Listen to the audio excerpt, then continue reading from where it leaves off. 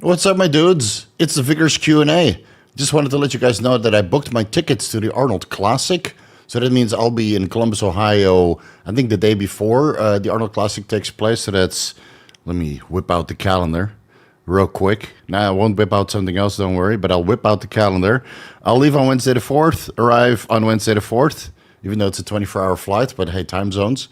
And then Thursday I have a day off, so I can go probably to that planetarium that's in Columbus, Ohio. That's the only thing I want to see, and maybe go to one of the gyms. And then 6th, 7th, and 8th, I'll be at the expo at the Omega Aminos booth because Chase is sponsoring that entire trip. And then after that, I'm going to Vegas to do some shopping and misdemeanoring. So I'll be in Vegas until the 14th. So it's a 10-day trip to Vegas or 10-day trip to the United States. And I hope to see you all there. It's been too long. All right, so that's solidified. No cancellation policy. I can reschedule, but I can't cancel, even though it's business class. So I'll be okay. Guys, let me know if the audio sounds good so we can get started. I think it's okay. A couple updates. The Anabolic Roundtable episode 16 discussing liver health will drop on Monday. We wanted to discuss brain health in the context of steroids and other performance-enhancing drugs, but the neurosurgeon that we wanted to have on board couldn't make it, so we'll get him on the next Anabolic Roundtable. So Anabolic Roundtable episode 17 will be about brain health, and this one, it was about liver health with some general updates from Kurt, myself, and Dr. Dean. Dr. Dean got kicked in or punched in the face, so we discussed his healing protocol of his broken nose. Just a forewarning, Gorilla Mind has a Black Friday early access from November 11th to the 21st, so that's next week, Tuesday. You can sign up with the link below, and that will guarantee you that the stock doesn't fly, because with Gorilla Mind Black Friday sales, sometimes they go out of stock really fast. So you can basically reserve your own stuff, whatever you want, and look at the offers. I think the discounts will be anywhere between 10 to 30%, or maybe even higher bundle discounts, but they still need to specify all of that. So next week, Tuesday, just sign up for the early access. Make sure you use my discount codes when you go for the Black Friday deals. And then, you'll save yourself so much money, and you can get yourself so much stock for over-the-counter supplement stock for the next couple of months that you'll be set until next year, Halloween. And the same goes for Bathmate, but you only need one Bathmate, obviously. So if you're still thinking about purchasing or owning a Bathmate to get some PE, right, penis enlargement, Bathmate also has a Black Friday early access until November 24th, offering 10 to 30% discount on various models that they have, with the link down below. As always, Chase Irons is not back on YouTube yet, so I would like you guys to subscribe to his Rumble. That's linked down below. And also subscribe to the Clips channel, which is linked down below, so you can get everything in a nice and easy digestible format, videos of approximately 10 minutes. It's old content, but you'll probably think it's new because most of you guys will not have 100% audience retention. So if I have a 60-minute deep dive, I'll chop that up into 6 videos or 5 videos of 10 to 12 minutes. And then, the last the 2 clips, basically, minutes, let's say 40 to 50 and 50 to 60, you probably didn't watch. So you watch that clip, you're like, holy shit, this is new information. This is new content. This shit is the best. But it's actually a video from 2 years ago. Okay. That's pretty much the updates. Yeah, so I hope to see you guys at the Arnold. Let's get the disclaimer out of the way so we can start talking and doing some dad jokes.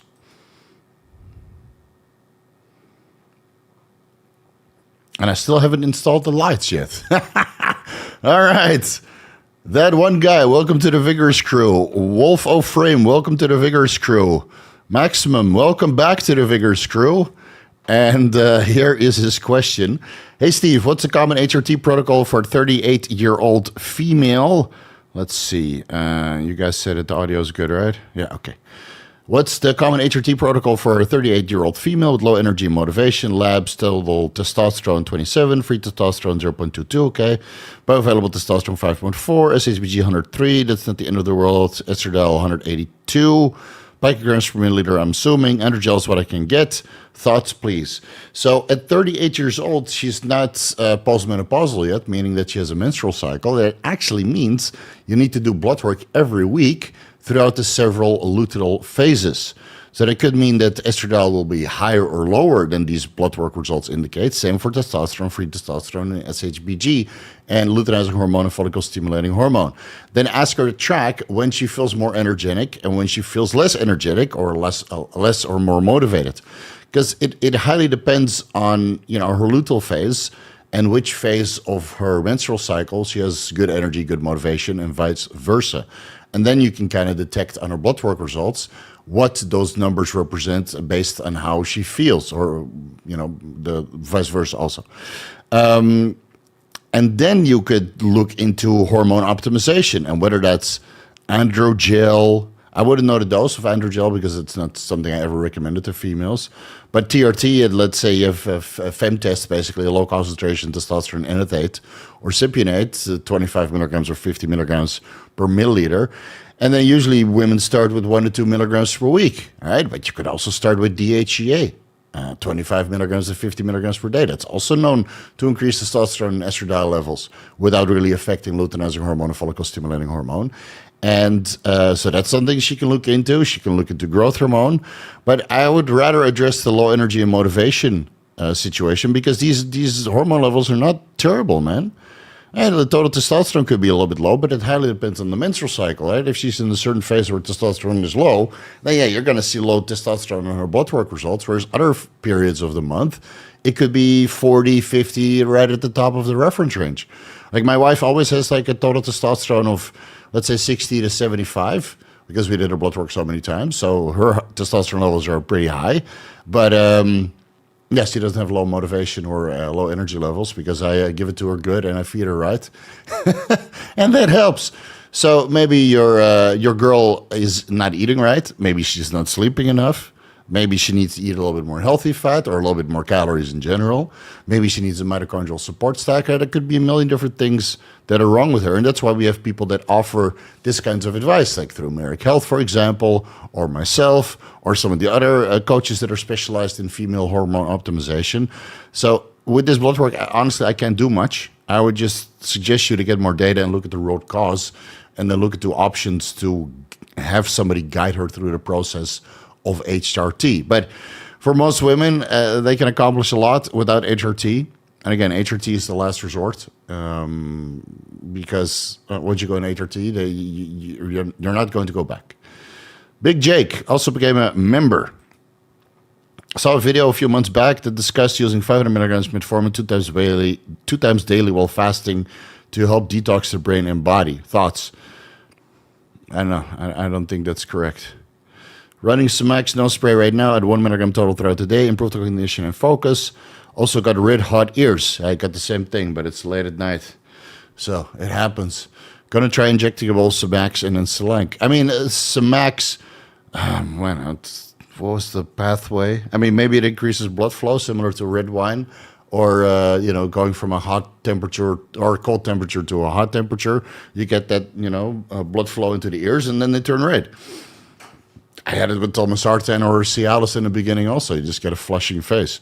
So switching from nasal spray to injectable might probably give you the same result. My wallet hates it when I binge watch your videos. Yeah, it makes you want to buy stuff. Blink, Austin, in your experience, generally speaking, when do diminishing returns of testosterone dosage for tissue accrual start? And is it at a point a secondary compound, DHT, EQ, 19-ners begin to make sense? No, I don't think so. I think that the response is pretty linear, but a lot of people just increase the dose way too fast. And they go from 150 tests to 250 tests to 500 tests to 750 tests to a gram a test, when in reality, all the gains that they got of a gram a test, they could have gotten of 350 tests. I hate to say it, but people bump up the dose too fast. They get impatient. Oh, I'm not making any progress anymore. Maybe you need a deload. Maybe you need to sleep better. Maybe you need to eat more food. Maybe you need a secondary compound to make you progress again, like a DHT derivative, EQ, or 19-nor, right? Instead of increasing the testosterone dose. But it highly depends on the person, how you respond to all of these compounds, how you feel, right? Because, I started at, 250 tests or something for a couple months, and then I increased the testosterone a little bit to 300 milligrams, and then I added an nandrolone, and then I did that protocol for a while, and then I added in the ment, and then I added or just switched to Tren, And then I took the Tren out because the Tren in the ment was finished. I couldn't get it anymore, so I increased the test to 600 milligrams and 600 deca. And then I found some ment, so I added the ment back in. And then I found some Tren, so I added in the Tren. And now I'm going to add in the YK11. I'm on all of the 19 NORs. Nandrolone, Trestolone, Trenbolone, and YK11, which is technically a 19 NOR. But it has chemical composition similar to 19-NOR testosterone. So, yeah, let's see how that goes. It's one of the reasons why I'm so watery at the end of the day. But in the morning, I look pretty freaking freaky. Yeah, so you win some, you lose some. But hey, it's personal preference, man. I did cycles up to 2.5 grams of testosterone and had a blast. Obviously, you need an aromatase inhibitor because that's a lot of estradiol otherwise. But if you don't want to go testosterone that high, you like 300 milligrams, so that's where you feel best. Maybe you complement that dose with 300 milligrams of Primo or 300 milligrams of Masteron, if you can find it, or 300 milligrams of EQ, right?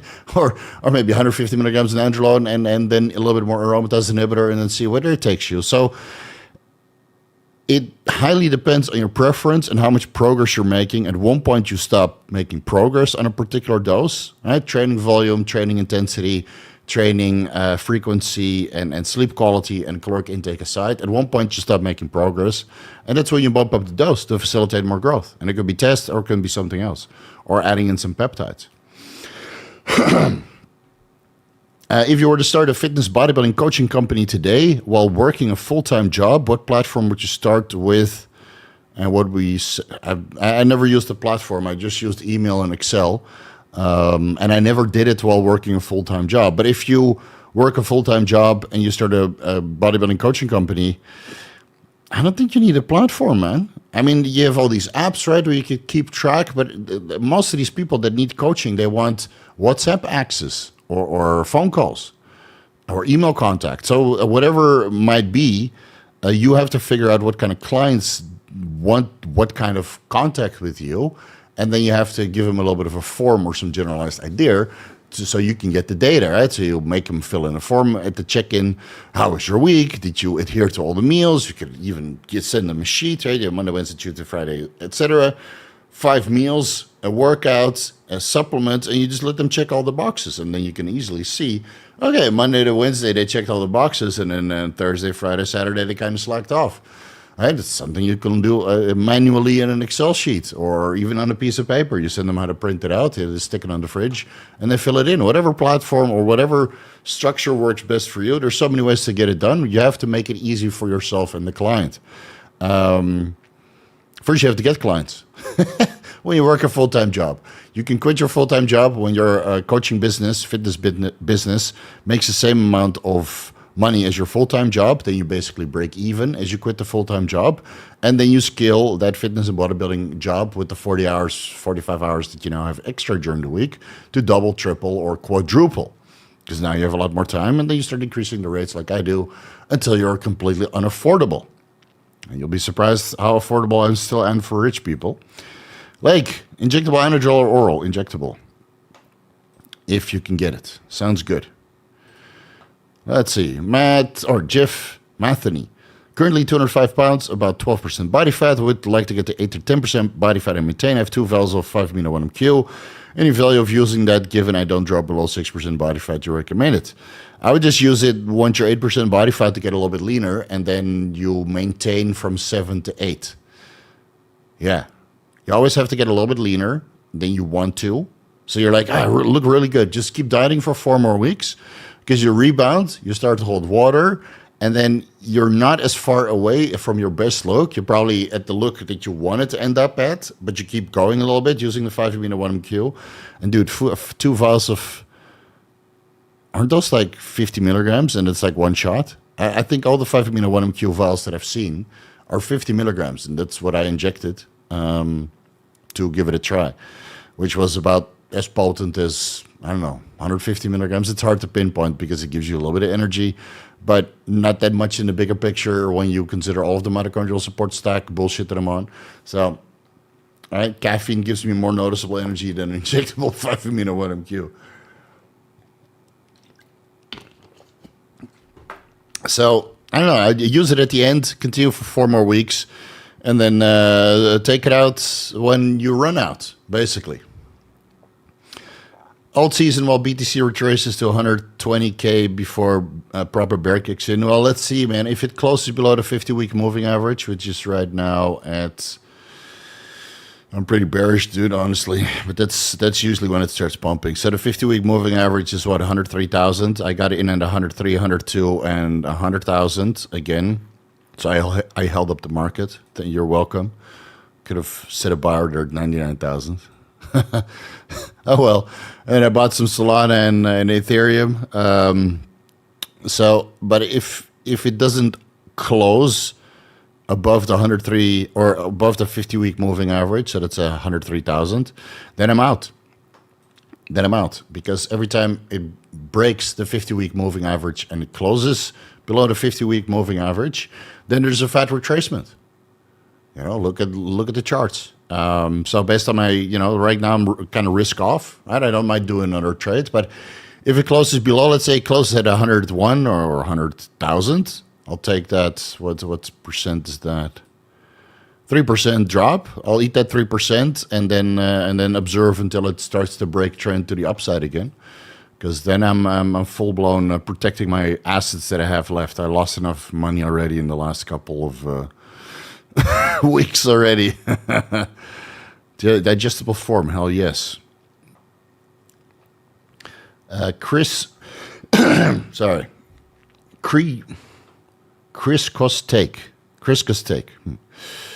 Let's see, 41-year-old, 6'4", holy moly. You should play basketball. 230 pounds, down 64 pounds. Nice work. 10 months of consistent training and diet in nutrition on 200 milligrams a test. CP8 per week. Man, bump that up to 250, bro.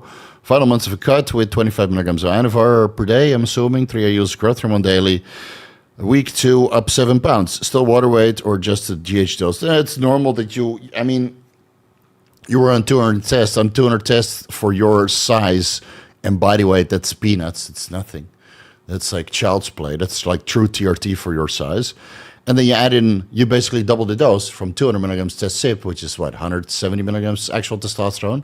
And then you throw in 25 times 7, 175 milligrams Anavar on top. So you double the dose from 170 net testosterone to 170 net testosterone plus 175 milligrams Anavar, let's say 350 to make it simple, and 3 IUs growth hormone.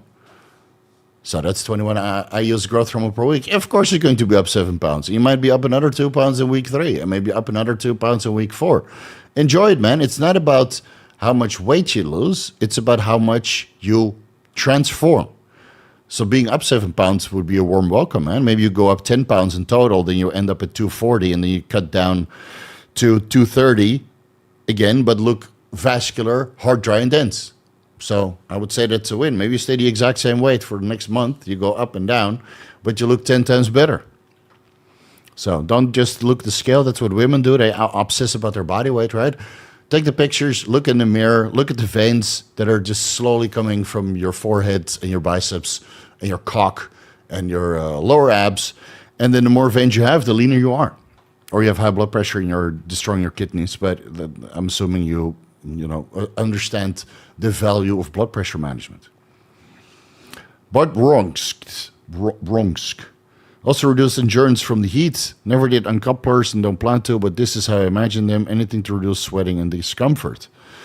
Did I miss a message of yours? Oh, maybe something was there that got banned. So you said that you're hot from the endurance. Anything to reduce sweating and discomfort? No, man. I'm sweating myself all the time. I don't know. Low-carb diets help with that. But if you're using SLU, mitochondrial support stack, anything that upregulates mitochondrial function or affects them, then yeah, it's going to be different. There's only 160 people here. What's going on? Is there something else more important going on? There should be 250 people by now. Or people just exit it. They don't give a shit anymore. Steve only answers super chats. It's not my fault. So yeah, ketogenic diets. But that's all I know. Man, I sweat all the time. I've been in Thailand for 20 years, and I still sweat a lot, especially on drugs. Girlfriend has RA. I don't know what that stands for. And suffer from midday fatigue. Needs 2-hour naps daily. Only supplements, peptides, peptide combinations you can recommend to help with. Again, look at the root cause, but mitochondrial support stack compounds will certainly help with that. It could be like carbohydrate intake. You have your afternoon lunch, and there's way too much sugar in there. And then you feel sleepy. I mean, I have an afternoon nap every single day, but it's 30 minutes. I have a breakfast, I do all my emails, and then I usually take a nap around 4 o'clock. So that would be, for normal people that wake up at 7, it's about 11 o'clock, 12 o'clock. Take a 30-minute nap. And then I proceed with my day. But a 2-hour nap is pretty long, so maybe mitochondrial function is impaired. So maybe she eats too many carbohydrates, too many blood sugar fluctuations. So again, you have to find the root cause before you throw the drugs at it, because if you don't address the root cause and you throw the drugs at it, then the drugs might not solve the problem. And then you're like, I spend all this money on Mod C and SS31 and methylene blue and etc., and it's not working. If anything, it makes me more tired. It's Steve's fault. No. You have to address the root cause first. Identify the root cause first. And I don't know what RA stands for. RA abbreviation. Medical. What is it? Rheumatoid arthritis? Is that it? A chronic autoimmune disease that causes inflammation and pain in the joints. I don't know how that's related to chronic fatigue. Because I'm not a doctor, guys. I'm not a doctor. I was up to 1 milligram SLU-PP-332 per day and didn't really notice anything. Yeah, maybe you need additional mitochondrial support. Or maybe you need to increase the dose. Some people don't notice anything from a low dose SLU, right? Or a starting dose of SLU. They really need to ramp up the dose. Maybe your mitochondria are fucked. Maybe you really need to stay on 1 milligram SLU-PP-332 until you get so much mitochondrial biogenesis that you actually start to notice a difference. Maybe your antioxidants aren't enough. Maybe you need ubiquinol. Maybe you need taurine. Maybe you need electrolytes. Maybe mitochondria is not just throwing the drugs at it. They have particular functions and roles, and you need to optimize every pathway. Just like with nutrition, you can't just eat protein and get away with it. I ate 400 grams of protein and, I didn't grow. So maybe you need some healthy fats. Maybe you need some fish oil. Maybe you need some carbohydrates to keep your metabolism going, right? You have to understand that things are pieces of a puzzle. SLU-PP-332 is one puzzle piece. You can throw more of the same puzzle pieces at it, but instead of finishing the puzzle, it means just that one puzzle piece gets taller. So imagine a puzzle in a 3D space. You have 100 pieces. It's an easy puzzle. Every fucking child and every fucking retard could finish that puzzle. But you decided to make a puzzle with 100 puzzle pieces that are all the same puzzle piece. Now you have a tower in an empty field. I don't know what's not working. Any ideas, food elimination supplements for eczema? No, I have no idea. Again, guys, I'm not a doctor. I think eczema is an inflammatory response, so maybe you want to take the inflammatory foods out. If I remember correctly, eczema feeds on certain carbohydrates, but I could be completely mistaken. So, yeah, guys, in the context of performance-enhancing drugs, sure. But trying to solve medical conditions like eczema or rheumatoid arthritis, or you're at the wrong place, man. I can keep you healthy if you take performance-enhancing drugs, but I'm not going to recommend drugs for medical conditions. We have enough fake doctors on Instagram and YouTube already. Go ask them. And then ask them for their medical license. Oh, you're a chiropractor. Oh, you don't have a medical license. You just pretend that you have. You're a doctor of medicine. Panda, welcome to the Vigorous crew. I have access to dirt cheap SLU powder from China. What dosage should I use? And dosage timing, is there a big difference from 50 to 100 to 400 milligrams per day? Yeah, that's what I noticed. So I slowly started ramping up the dose, right? I did 1 milligram, then 2 milligrams, then 5 milligrams, a couple days, and then 10 milligrams, and then 20 milligrams, and then 50 milligrams, and then 100, 200, 400, right? So I basically kept doubling the dose, give or take. I topped out at 400 milligrams, and 400 milligrams per day is something else entirely compared to 50 milligrams per day. Yeah.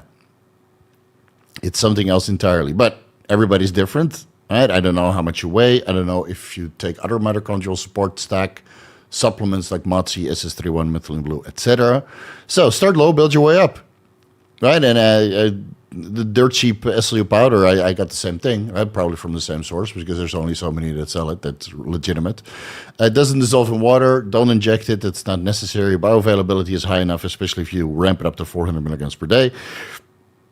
Just get a microgram scale, measure out small servings, right? Starting with 5 milligrams 4 times per day, and then 10 milligrams 4 times per day, etc. You just keep doubling or whatever you prefer. But I would do it 4 times per day because it seems that the half-life and the overall effects are reasonably short, about 4 to 5 hours. So you got to keep topping up off, keep bumping that dose up. I don't have to take it intranasally. I don't think it will pass the nasal cavity, but if you just dump it in your mouth, that's what I did. I got a microgram scale, and then I waited for like 2 weeks, and then after that, I kind of eyeballed it because, you use a spoon or something like this, and you just scoop, and you're like, it's about 100 milligrams, and then boop, wash it down, slurl it around with a little bit of water. It doesn't taste like anything. If anything, it tastes like for you guys that ever took MCT powder, right? And when you put that in your mouth, and then it kind of turns into a gel liquid kind of stuff.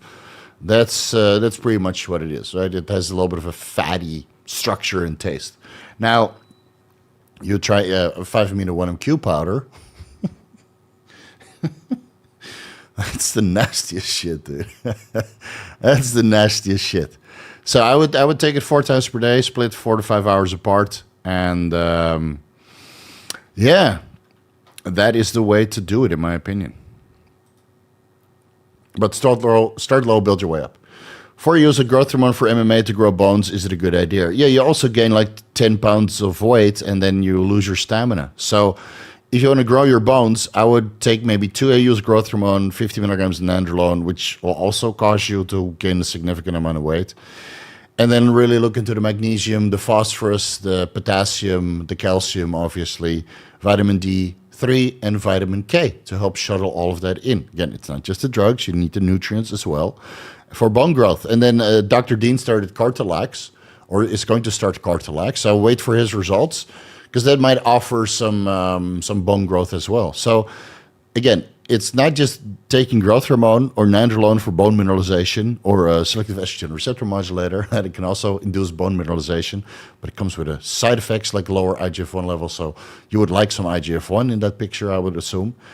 And then you need the building blocks, right? The vitamin D and the vitamin K to shuttle it in, and then the phosphorus, the potassium, the magnesium, and the calcium to get all of those electrolytes into bones and solidify that into new bone tissue. And it might take a while. And if you're doing matches and you gain 10 pounds, then your matches are going to be impaired. Unless you start low and build your way up and allow your stamina to catch up to your increasing body weight. And again, bone mineralization is not something you do in 4 weeks, bro. That takes months to years. Let's see, Anthony, 36 years old, have hypermetabolism, own a business, work 65 hours a week, lift 5 days a week, 110 pounds, or 5'10", 190 pounds, 9 to 10% body fat, so I'm small. That's not small, man. That's lean. I was having to eat 5K calories to maintain body weight, 5,600 to barely move the scale, and absorbent amount for my size was eating 90% clean. So it would be beneficial to look into beta blockers to lower your heart rate. Part of that, as a result of that, is that you lower your metabolism and you're a little bit more calm, a little bit more peaceful. And you might have to eat a little bit more dirty, add a little bit more fat to every meal, right? And that doesn't have to be peanut butter, right? You don't have to go absolutely ham right away, but maybe just adding a little bit more fat to your meals. And again, if you say you have a hypermetabolism, is that showing in the form of Hashimoto's disease or a very high TSA level or elevated T3 and T4 levels with very low thyroid binding globulin and now all these thyroid hormones are all roaming around free? Is it because you're super stressed and your adrenaline and cortisol levels are sky high and that's why you can't really build a muscle? Or because it's not necessarily a calorie problem, but more a catabolism problem? Maybe you need some TRT. I didn't see anything about TRT. Maybe you just need TRT to shuttle all of that into the right places and get the protein synthesis and the cortisol reduction that you actually need to build some muscle tissue. But in this case, based on the information that you gave me, I would say TRT and a beta blocker and adding a little bit more fat to your meal and eating less clean. If you can't get huge on cheesecakes, then I don't know what to do, man. Cheesecake today. Yeah, today I went out for a business meeting, discussed some options, and then we went to a nice steak restaurant, and they had cheesecake on the menu. So cheesecake was not as good as Cheesecake Factory, but it was cheesecake is cheesecake, man. It can't complain. Big Jake, I was taking methylene blue 20 milligrams daily, Motzi 5 milligrams per week, as well as SLU-PP-332. Okay, I've completely forgot who and what the question was, but I'll do you a solid and scroll up.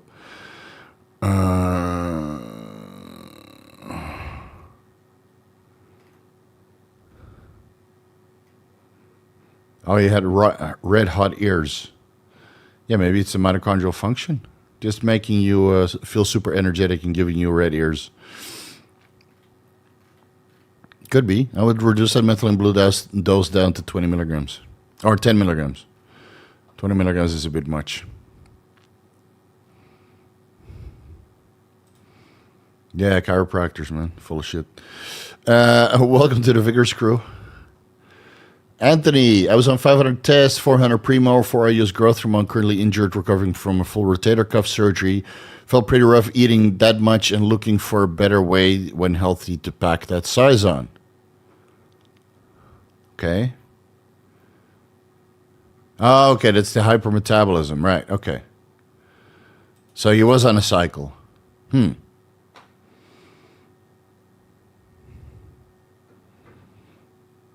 Yeah, maybe getting back into the gym with this much steroids. That much steroids and you can't, beta blockers, man. That's the only thing I could really recommend. You could eat more, obviously, but maybe you need carnitine to bring like 2 milligrams carnitine in single shots.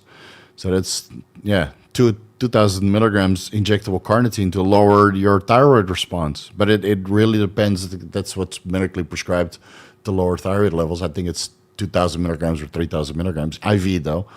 So I'm not sure if you get the same response from intramuscular or subcutaneous injections, but that might lower your thyroid response.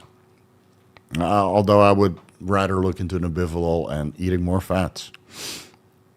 And maybe your digestion is just shit, Maybe you're not absorbing half the food that you're eating. Maybe you need to do an elimination diet. Maybe you need to see which foods actually help you grow. Because on 400 tests or 500 tests and 400 primo and 4 IU's growth hormone, you should be fucking growing, man. You should be fucking growing. So maybe you're just not digesting it properly. Maybe the 90% clean is not working for you.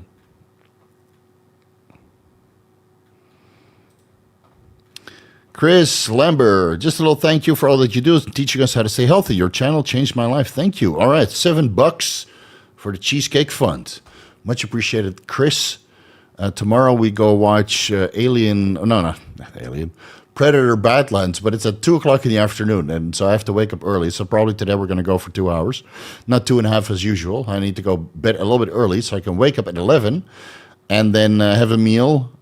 And then go to a Predator Badlands. It has good reviews. People are still bitching about it on YouTube, but hey, that's how you get the views nowadays. No bitching, no views. So I will spend that $7 Canadian on popcorn. Because I already had cheesecake. Steve, 43 years old, running 300 milligrams of test a week, 300 masterone propionate, 200 milligrams MPP, then added 25 milligrams MK677 and 50 milligrams Anadrol. Not getting hungry at all. Or maybe the Anadrol is suppressing your appetite. Or maybe the MK677 is not legit. Any retatrutide or GLP-1 receptor agonist that you're not telling us about? How long has it been, bro? Has it been like 2 days? I think MK677 made me hungry like the next day already. I took like 30 milligrams before bed, and the next day I woke up ravenous. I could never take MK677, man. I'm hungry enough as it is. I love food too much as it is. This week I didn't really follow a diet. I just reverse dieted a little bit. So my wife bought like dried bananas soaked in honey. Like Thai bananas are already sweet, and then they're soaked in honey, probably cheap honey. Digested really good though. And then so I started chomping while looking at motorcycle parts. That's what I do every evening now. Instead of researching motorcycle parts, chomping, and then at one point it's like I put my hand in the box, and the box was empty. Half a kilo of dry bananas with honey straight down the tube, right? Straight down the drain.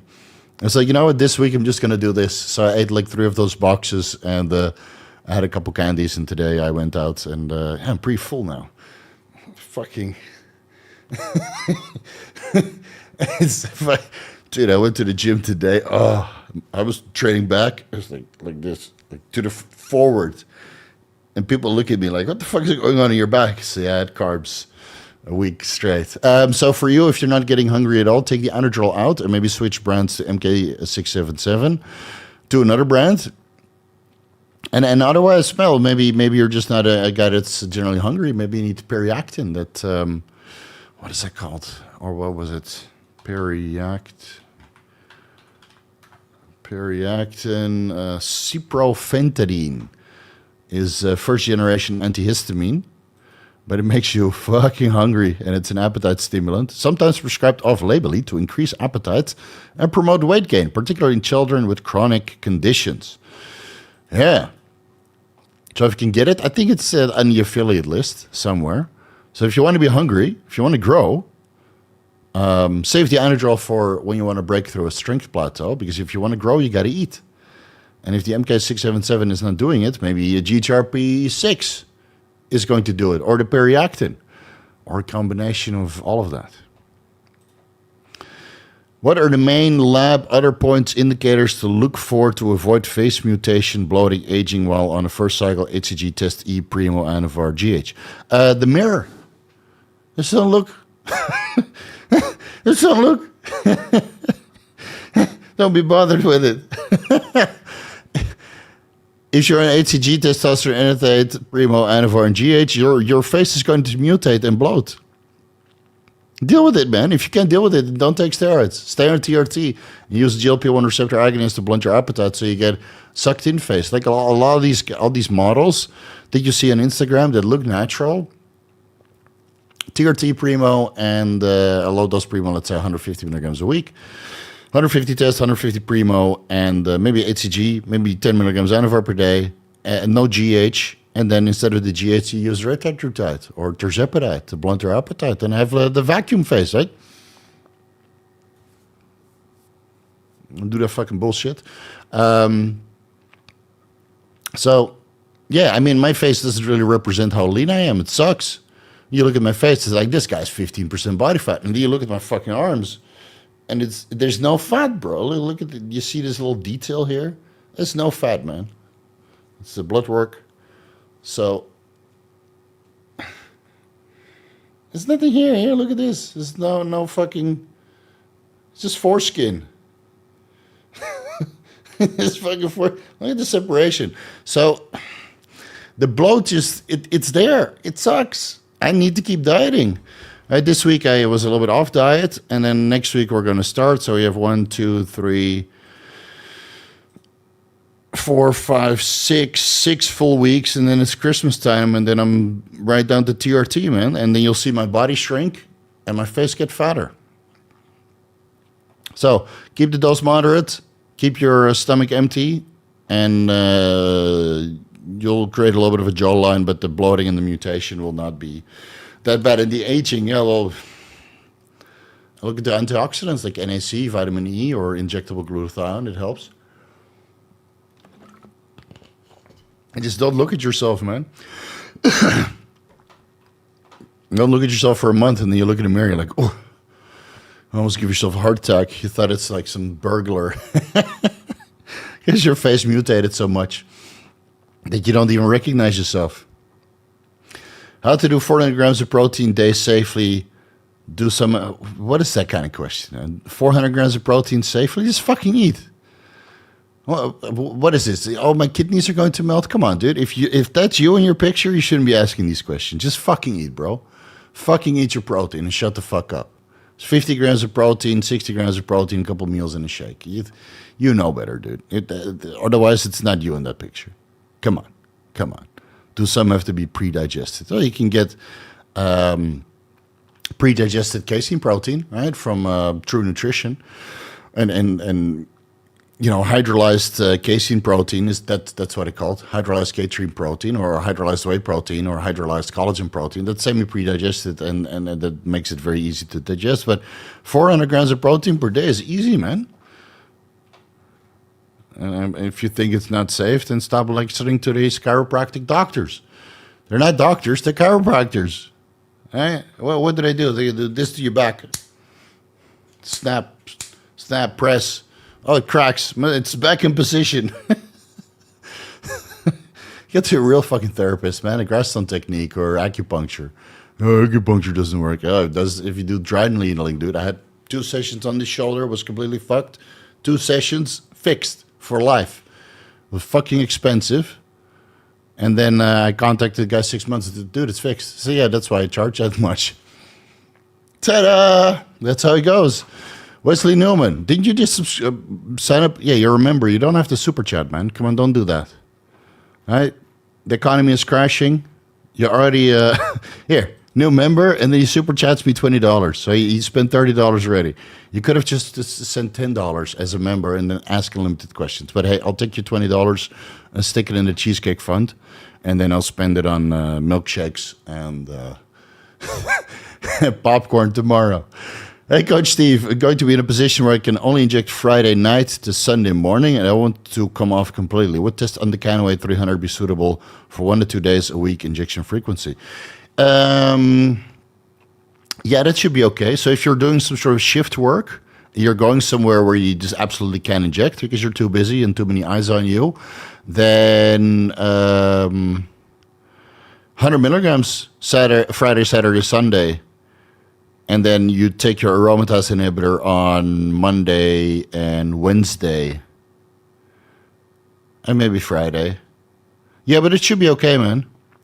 It's better than doing that bolus shot once a week. And even if you watch that video, the Lazy Man's TRT protocol, where you inject like your full dose of test on Thursday, basically end of the week, a couple days before your cheat meal, when the carbohydrates are starting to metabolize from your body and you're getting a little bit flat and you're losing your pump and stuff. So I would still do it 2 days a week, so Friday night, Sunday morning, or maybe 300 milligrams Friday night, Saturday afternoon, Sunday morning, something like that. And then you have as stable blood levels as you can. But then again, testosterone endocannabinoid has very long half-life, so you should be good for a couple of days. But it's more important that you manage your estrogen levels the first couple of days because, well, you're pinning every day, and that raises serum concentrations, obviously, so you get a lot of aromatization in that process. So if you cannot inject, I really hope you're in a position where you can take some vitamins, and then under the premise of taking vitamins, you're actually taking aromasin, let's say 6.25 to 12 milligrams 3 times a week, Monday, Wednesday, Friday. And then do your blood work. Mike Freeman, thinking of growth hormone 4-month cycle every year from 2026 onwards, will be turning 45 years old. Would 4 IU per day be sufficient for anti-aging and recovery? I think 2 IUs is enough for anti-aging and recovery. And again, the anti-aging it's not really anti-aging because all you do is fill in the wrinkles. So you see here all these wrinkles. If I were to take growth hormone every day, right now I just take 20 IUs post-leg day because Wednesday I'm fucked anyway, so the day after growth hormone, I'm sleepy. I took 10 IUs, 6 IUs for like 2 weeks, and then I took it out. I'm like, fuck, man, I can't focus. So 4 IUs is maybe, useful for you, but I'd rather just shoot the entire goddamn vial, 2 of them, post-leg training, and then I'm knocked out drooling in bed. And then Wednesday, I'm a little bit groggy, but that's fine. Wednesday, I'm groggy anyway because leg day is brutal and carries over into the next day. But I think 2 IUs per day is enough for anti-aging and recovery. And if you want to bump it up to 4 IUs, then be my guest, man. Be my guest. If it doesn't make you sleepy and doesn't affect your work, then go for it. Antioch Aldo, SLU Daddy Steve. Annual blood work shows AST 69. If you know, you know. ALT at 162. That's pretty high. Everything else normal. Last year was the same. It was 28.36. I've lost a lot of weight since July 1st, coming down from 335 to 265 pounds. No steroids, meds or alcohol, just 8 milligrams retatrutide, SS31, MOTC, SLU. Could this be from weight loss in a short amount of time causing this? It could be that you're catabolic. How is your creatine phosphokinase, CPK, and creatinine levels? Because ALT and AST enzymes are not just exclusive to the liver, they're also found in skeletal muscle. I'm assuming that you're training, but if you're training to the point that you lost 40, 30, 70 pounds, it's not dramatic. Right? But since July 1st, no, that's not dramatic at all, man. That's nice, steady weight loss. I wouldn't say that that's dramatic. It could be that you're losing muscle mass. You have a little bit of catabolism going on, a little bit of, what is it called? Rhabdomyolysis. And then not only your liver enzymes are elevated, but also your creatinine and creatine phosphokinase, because it's also coming from your muscle and through a side effect of protein metabolism. So look into that. Maybe the 8 milligrams retatrutide dose is not enough, and you're actually losing muscle tissue. And this is why TRT plus retatrutide is so favorable, right? Because you preserve your muscle tissue, because you get this increased anabolic response and increased protein synthesis. So that's what I would look into. I'm running 600 milligrams Tren a week and having problems with aggression and super high libido. Started cheating on my wife and getting too confrontational with people. How can I manage this? Come off the Tren. It's that simple. You can't manage 600 milligrams. Just come off. Stop until you got your anger and aggression and libido under control. There's no Tren for you. I mean, be a fucking adult. What can I say, man? I use 150 milligrams of Tren, and yeah, my libido went up, but my wife can deal with it.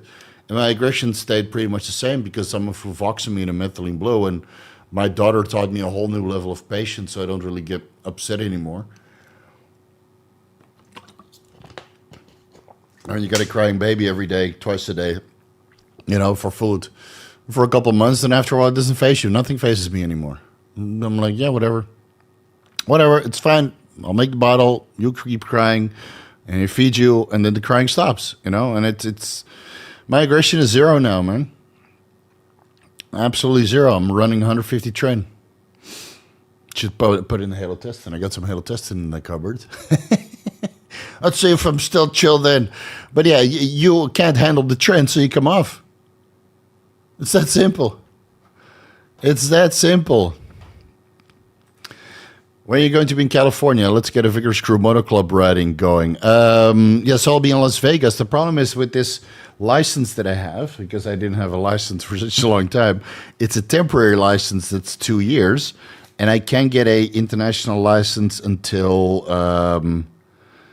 basically 2027. So I'll have to wait.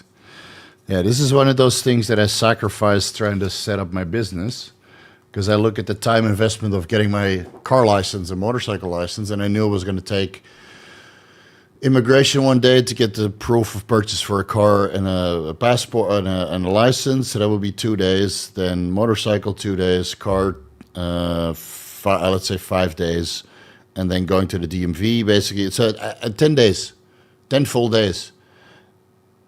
It's a lot of money that I was missing out on. So I postponed it. Steve, how can you? Well, the grabs are free, and the police is understanding. So even if I drove around without a license, they're like, yeah, we trained at the same gym. You're good. So hey, Thailand is so corrupt. Hey man, I fucking love it. Just pay fucking $10 and you're on your way, dude. And I had a license before; it just expired, right? So I never took the effort to fucking extend it.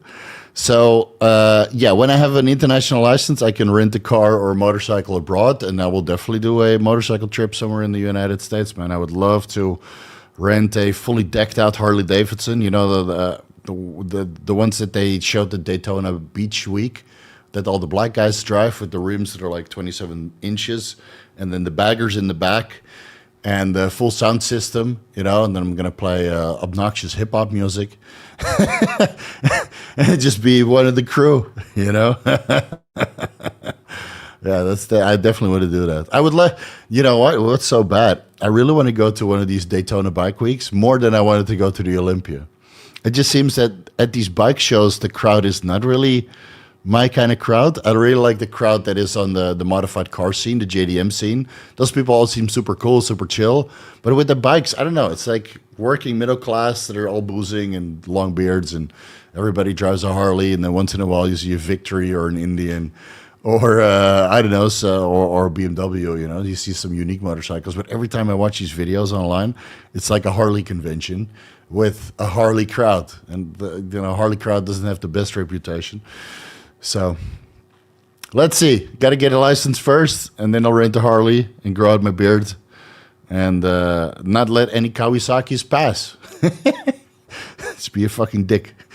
Donnie this, and it's the plan. All right, you guys figure it out amongst each other. Hey, coach, I finished post-cycle therapy 3 months ago after finishing recovery from an injury. Now I feel a little skinny fat, 178 centimeters, 76 kilograms, 16% body fat. Do I cut or bulk? Yeah, if you feel skinny fat, why don't you restore as much muscle as you can, going on a moderate cycle, and then you'll gain muscle back, and you can do that while cutting in maintenance phase, right? You restore a lot of volume, a little bit of strength. You might be able to restore all of the muscle mass that you lost after the post-cycle therapy, so you have a similar size. So you just do it at the same time. I think you can do that. At one point, you end up, let's say, 80 kilos, 12% body fat, and then you got to choose. Right? Am I going to keep cutting and get down to 10% at 80 kilos? Or am I going to go to 88 kilos and stay around 12, 13% body fat? You know, I have to see. All right, I got to go pee, guys. It's been, I've had a lot of water today. I'll be right back.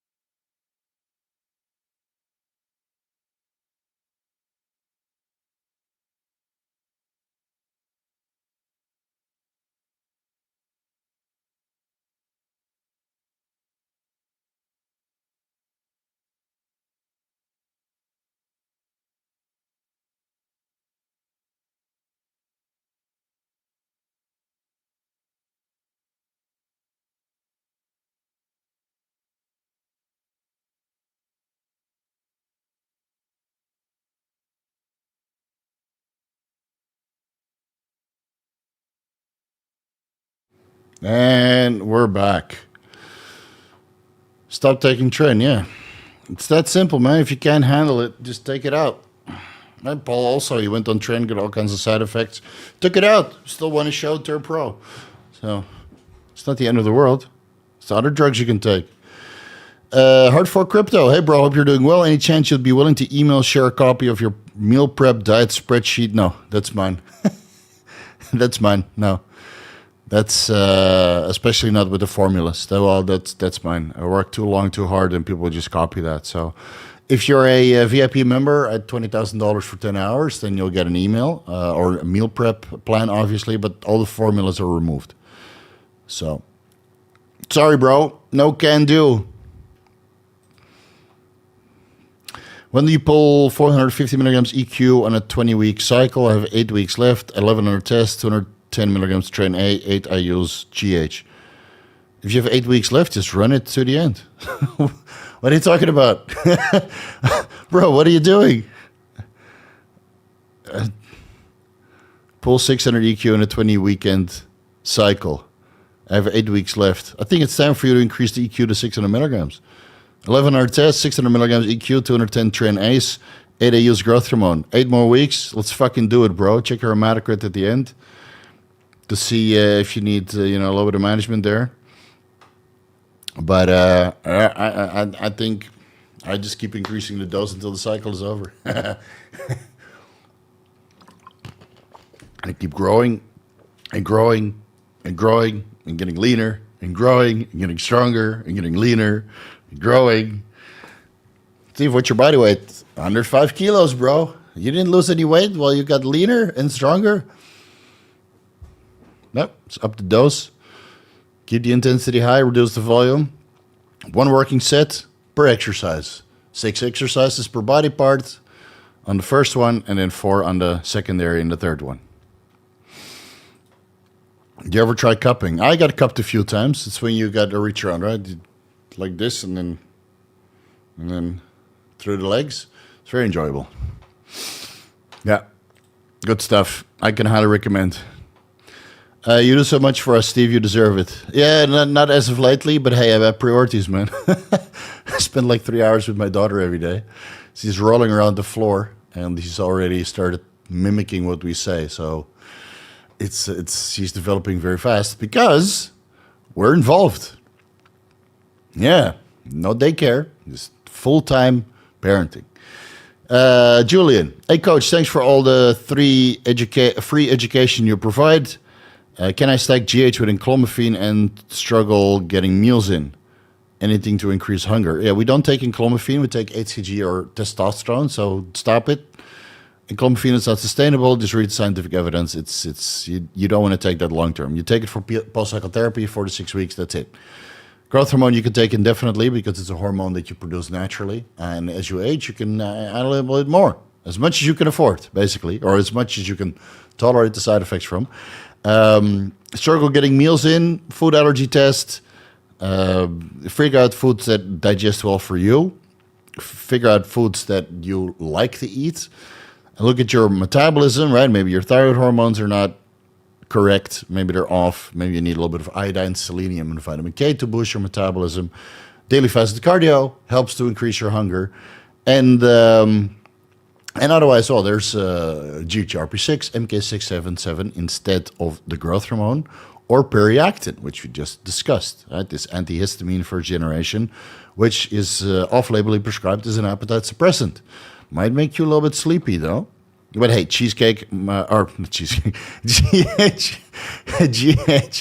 might also make you sleepy, or MK677 might also make you sleepy. So if you're already sleepy, and and if you're sleepy, you're not expending so much energy, and then you store more of that energy as body mass, and hopefully it's skeletal muscle. So, but again, it sounds like you have a root cause to address, and Enclomiphene is not the way to do it. Jake, I know blood work. Is it possible with sub 10% body fat to take 500 milligrams test without needing an AI? Some people can. Some people need an AI still. But yeah, blood work will tell you. For Cheesecake Fund, hell yeah. That should be enough for a meal tomorrow. We're going to have pastrami sandwiches, double meat. They sell pastrami sandwiches here in Thailand, and you get like 2 layers. It's not enough, bro. It's not enough corned beef, not enough pastrami. So you get double meat, and then it goes from this to this, and then I'm satisfied, So we order 3 of those, and then I eat, let's say 2.5, and my wife has half of pastrami sandwich, and then she's done. And then I just chomp at that shit the whole day. So yeah, that $10 is enough for a slice of pastrami sandwich, bro. Thanks so much, Fernando. You the man. Live strong. Welcome to the Vigorous crew. Pit Family Dentistry. Welcome to the Vigorous crew. All right, 250 or 51 likes. Likes is too difficult, man. Takes too much effort. Would it be bad to add 50 milligrams in between my weekly clinic dose? I'm assuming that's testosterone, or is it important to keep the dosage parts equally to avoid side effects? My insurance is covering 100 milligrams per week and basic labs. So yeah, 50 milligrams Monday, Wednesday, Friday. Smuggle in a little bit and stop your additional 50 milligrams 4 weeks before you want to do labs. Right, to bring your testosterone levels down. Your hematocrit will still be elevated. Your lipids might come back into range, what is representative of 100 milligrams. Hematocrit might still be elevated. Yeah, but you can easily fix that by drinking a bottle of water before you go in for blood work. M, running 4 milligrams reticulocyte per week, 5-Amino 1MQ, SLU, AOD, and ephedrine, or ephedrine and caffeine. Want to add in Sobetirome. Oh yeah, GC1. Sorry, I had a brain fart with Sobetirome. Yeah, that's fine. Would you add 100 micrograms or 200 micrograms, and should it dose it upon waking and before bed? I would do both. I take I took 200 micrograms, so I would take 100 milligrams in the morning, 100 milligrams in the evening. It has no effect on your heart rate or energy levels. It just helps with fat loss, obviously, in a steady state. So if you take thyroid hormones, it could keep you awake, right? If you take it before bed, because it stimulates your heart rate and just makes you feel more alert, more energetic. Similar to caffeine in that sense, albeit through different pathways. And Sobetirome interacts with the thyroid receptor alpha, but not the other 6 ones or the other 5 ones. And it doesn't stimulate your heart rate. So I would take morning and evening and enjoy your slight additional fat loss and additional bile acid secretion, so your poops are a little bit better. Yeah, that's a big change I noticed, that shits are more legendary. Live strong. That's why I'm not self-administering at this point. Thoughts, please. Labs are good. Yeah, okay, I already answered your question.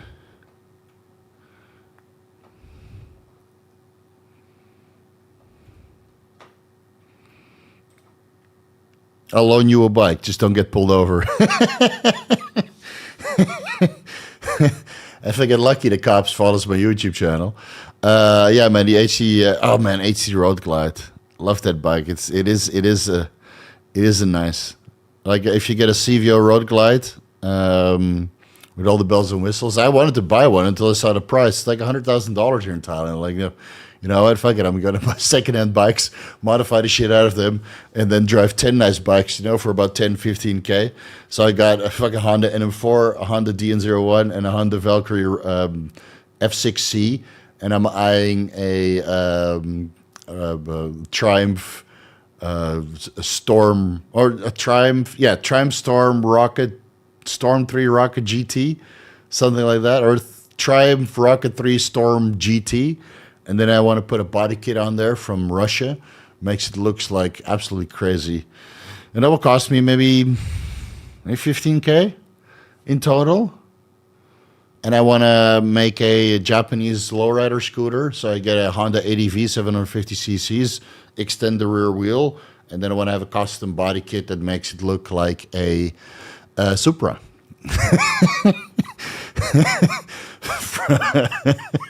From 1983. With the headlights that go up like this. Oh yeah, but that's we'll have to buy a house first. I need more garage space. So yeah, and I want to buy a Harley, but if I buy a Harley, it's going to be a what is it called? A V-Rod muscle. Yeah, and then I want to tune the shit out of it. That will probably be 100K when I'm done with it. I already looked at the rims that I want and all that stuff. It's yeah, that's good. Harleys are so expensive, man.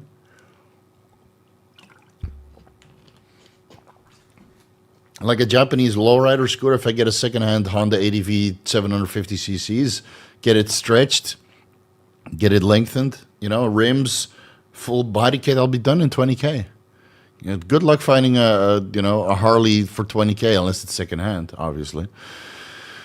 But that's a bike I would rather buy for firsthand, because Harleys are not that reliable. I hate to say it, but like I was looking on Facebook Marketplace for Harleys.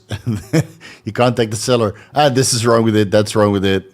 And it's like after 20 calls, you're like, fuck, our Harleys are just all falling apart. What the fuck, man? Why are you selling it? Yeah, they have maintenance too much. Okay. So the roads in Thailand are shit. So, you need a Japanese bike, Japanese-made bike, not an American-made bike. Because American-made bikes are made for good roads, unless you live in LA. But most of the American roads are good. And Japanese people understand that, you might want to go a little bit hard sometimes, even though the roads are good there as well. Right? That Honda's fucking indestructible, dude. They're absolutely indestructible. Like a Honda with 40,000 miles on it is the same as a Harley with 10,000 miles on it. Hey, bro, my GH always slightly cloudy after reconstitution. I tried filtering, injecting slowly down the valley walls and removing vacuum. Any tips? It sounds like it's denaturing. Could be from transport. So it's in a hot warehouse and it gets frozen when it goes in the airplane coming from China probably to where you live. And then it goes into a hot warehouse again and then frozen as it gets delivered. Right? We're fucking November right now, so it could be cold. Hot, cold, hot, cold.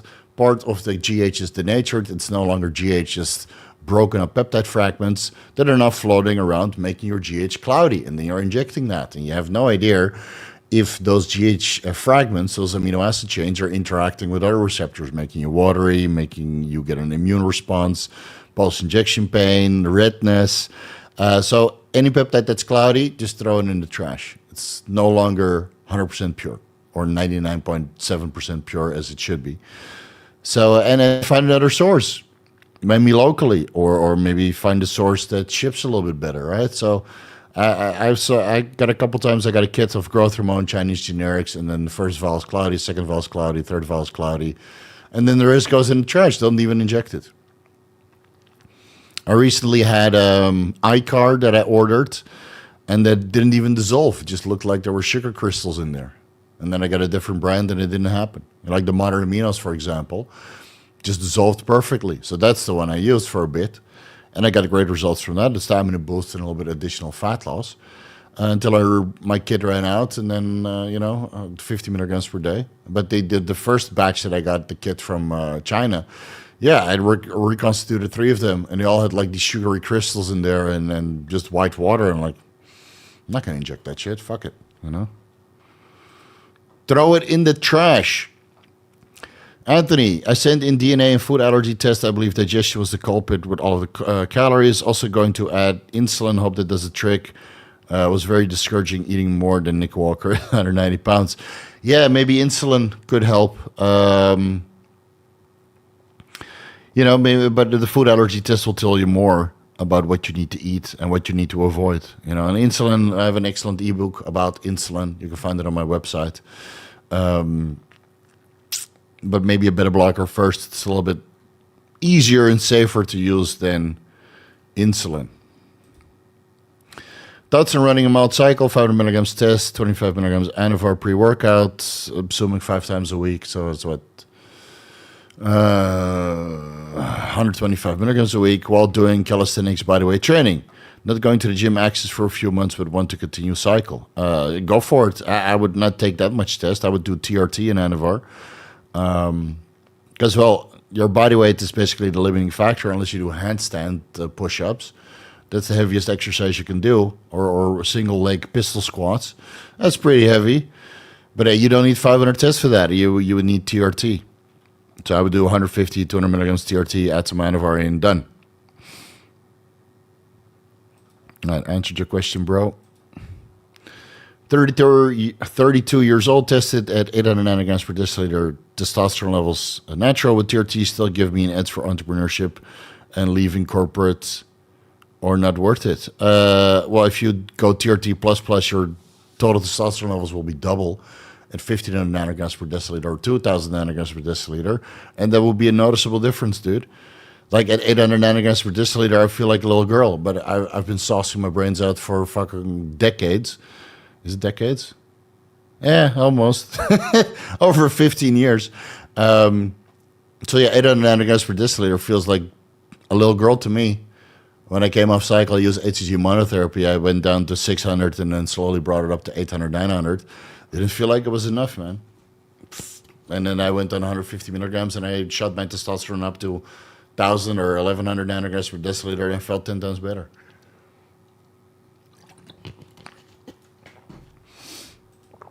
Bitcoin, are you bouncing?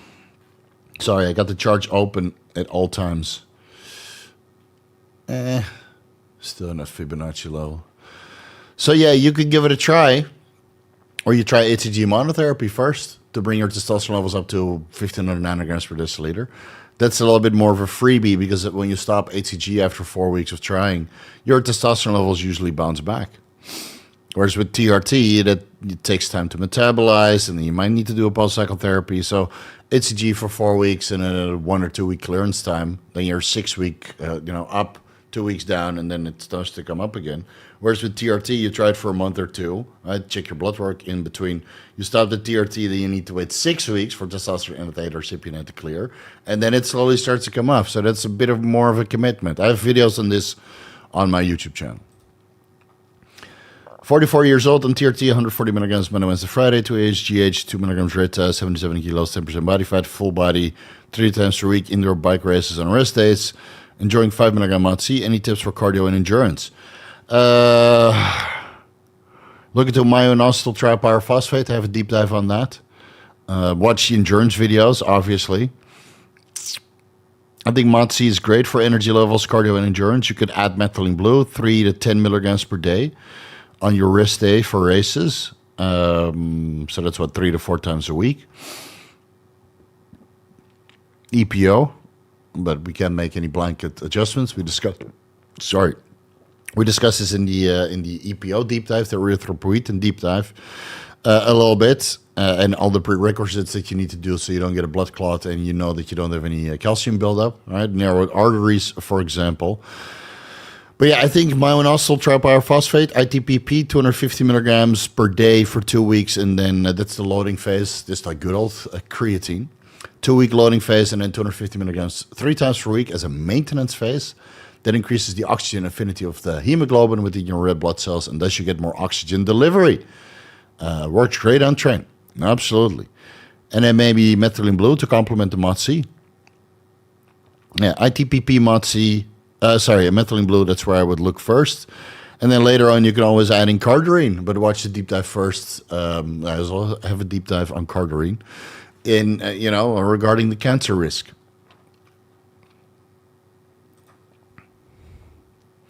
Hey, Steve, love your Q&A. Always get a good laugh. For tesamorelin 5 days a week, 2 days off, or every day, started with 2 milligrams so far. Thanks for all you do. I mean, I would just take it every day, man.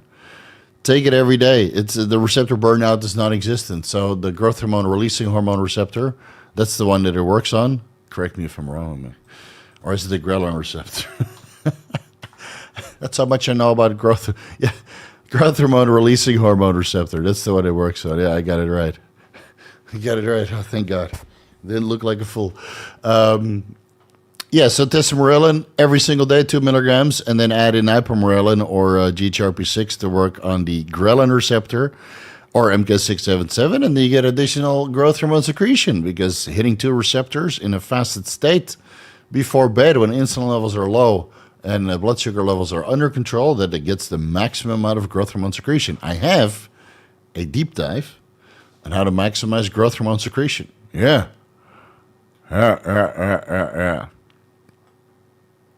So add some melatonin to it.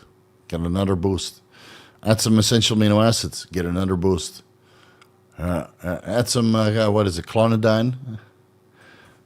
Or clonidine. It's a bit of it's a hardcore medication. Not really hardcore, but also increases growth hormone levels allegedly. So, all right. And if you only get an IGF-1 of 200 nanograms per milliliter and the GH upon waking of 3 to 5 nanograms per milliliter, and you're like, fuck, man, spending all this money on tesamorelin, ipamorelin, melatonin, et cetera, just shuttle that same amount of money into actual growth hormone, and you'll probably get a better response, just like everybody else. Right? Growth hormone secreted drugs are cute, easy to acquire, but real men use real growth hormone and put a little bit more effort into acquiring real fucking growth hormone, and even generics are better than growth hormone secreted drugs. Steve, hope everything is well. Just had blood work done. I'm on TRT 180 milligrams per week, split Monday, Wednesday, Friday, 41 years old. Test levels came back 1,500 nanograms per deciliter, free to 40, estradiol 82. Let's see. Hematocrit 53, red blood cell count 6.3. Doctor said everything is fine, no need for AI or to donate. I don't agree with that. 82 picograms per milliliter is double of where you want it to be. So I would use a little bit of an AI. In your case, 180 milligrams per week. I would start with 6.25 milligrams Aromasin Monday and Friday. Do that for 4 weeks and see where estradiol is at. It's probably at 50, and then you can decide if you wanted to take a third serving of 6.25 milligrams Aromasin on Wednesday. Should I be working on these numbers? Hematocrit is a little bit on the high side, especially red blood cell count. So next time go and hydrate it. Let's see if it's still elevated. But for now, I wouldn't be alarmed. Yeah, but I would bring that estrogen down to about half. Because you just gyno risk. And in the end, Aromasin is cheaper than gynecomastia surgery. And we discussed this in liver health context. So if your estradiol levels are too low, you don't produce enough bile acids. And then if your liver enzymes or your estradiol levels are high, you produce bile acids that make your stool very, very watery. And then you might get diarrhea or malabsorption or intestinal upset and bloating and that kind of stuff. So a lot of the guys that are on TRT and don't control their serum estradiol levels, if they're a little bit bloated, it could be from high estradiol having a negative effect on your bile acid secretion and inhibiting, proper digestion and just making you shit all the time. So, and that could be from 75 picograms per milliliter onwards. The 75 picograms per milliliter onwards, usually where you start to see libido changes, oily skin, digestive issues, and gynecomastia. So you're right on the cusp, bro. I would get it under control. Bro, I tried pastrami sandwiches at Cat's Deli. Bang. I would love to go there so much, but it's in New York. It's like another 3 hours from Ohio. I really want to go to Cat's. It's so tacky, probably. You have to tip the fucking guys. So you just pay like $35 on a pastrami. Yeah, $44 with extra pastrami. But it's 200 years old, so I said, fuck it. Yeah, I would go there and spend the same amount of money for extra pastrami and then just get a fucking mountain. But yeah, I would love to go there, but I'm not going to go there from Columbus, Ohio, just to eat a pastrami sandwich. New York is not really a place I'd care to visit. I don't know. Doesn't seem too interesting to me. Hey, Steve, got down from 25% body fat to 17% body fat in 3 months using tirzepatide SS31-MOC, and lean mass also increased nicely. Look into AOD 5-Amino 1MQ for belly fat. Which one is the better choice? Real growth hormone. AOD, I know it works, but it doesn't work as good as growth hormone. So if you use 500 micrograms or a milligram of AOD 96045, whatever money that costs, just spend it on growth hormone. And the 5-Amino 1MQ is too early to take now. You're 17% body fat. Fat metabolism in the fat cells has not slowed down yet. It's not difficult to get lean from 17% to 10%. So just keep going. Whatever money you wanted to spend on AOD and 5-Amino 1MQ, spend that on mirabegron or clenbuterol or growth hormone or that's cardarine, And again, AOD and 5-Amino 1MQ do not specifically target belly fat. It's mostly about caloric restriction and keeping your insulin levels suppressed and maybe cortisol levels suppressed. Triumph Rocket Monster Bike, 2,500 cc's, bro. When you started, it shifts to the left, just like a Boss Hoss. Those are how many cc's? Like 8,000 or something. It's got a V12 in there or V8. So I should just get an XDFL V4. And those are nice, also like $40,000, $50,000. I did my first cycle and lost close to 14% body fat, currently around 12% body fat, but the cycle feels too good. 150 tests, 125 milligrams primo weekly, been running for 25 weeks, just added Tren 20 milligrams a week. How sustainable? The Tren is not really sustainable, but the other cycle is. The other compounds are, so maybe you run Tren 6 to 8 weeks, make as much progress as you can, get down to 8% body fat, and then take the Tren out, and maybe increase the test to 200 milligrams and a primo to 200 milligrams, and then cruise from that point on. But it would be better to add the Tren at the end. That's why I'm adding in the Tren now. Last 6-7 weeks, 150 milligrams a week. So 20 milligrams a week is not really much. You might not feel too much. But yeah, maybe you can run 20 milligrams, 25 milligrams Tren per week for like 16 weeks, depending on how your blood work looks and how you feel. It's a pretty low dose. How long after stopping cardarine can I try data? I don't know. I can't remember what the half-life was, but I think it's pretty short, so maybe 2 days later to play it safe. Can I use data in a fat loss phase? Yeah, I'm using it right now, 100 milligrams on leg days. And it seems to not affect fat loss at all. Just it affects energy levels. So when you're a little bit low in energy during a fat loss phase, then 100 milligrams data pre-leg day or strenuous workouts makes a big difference. Yeah, it makes a big difference in your energy levels.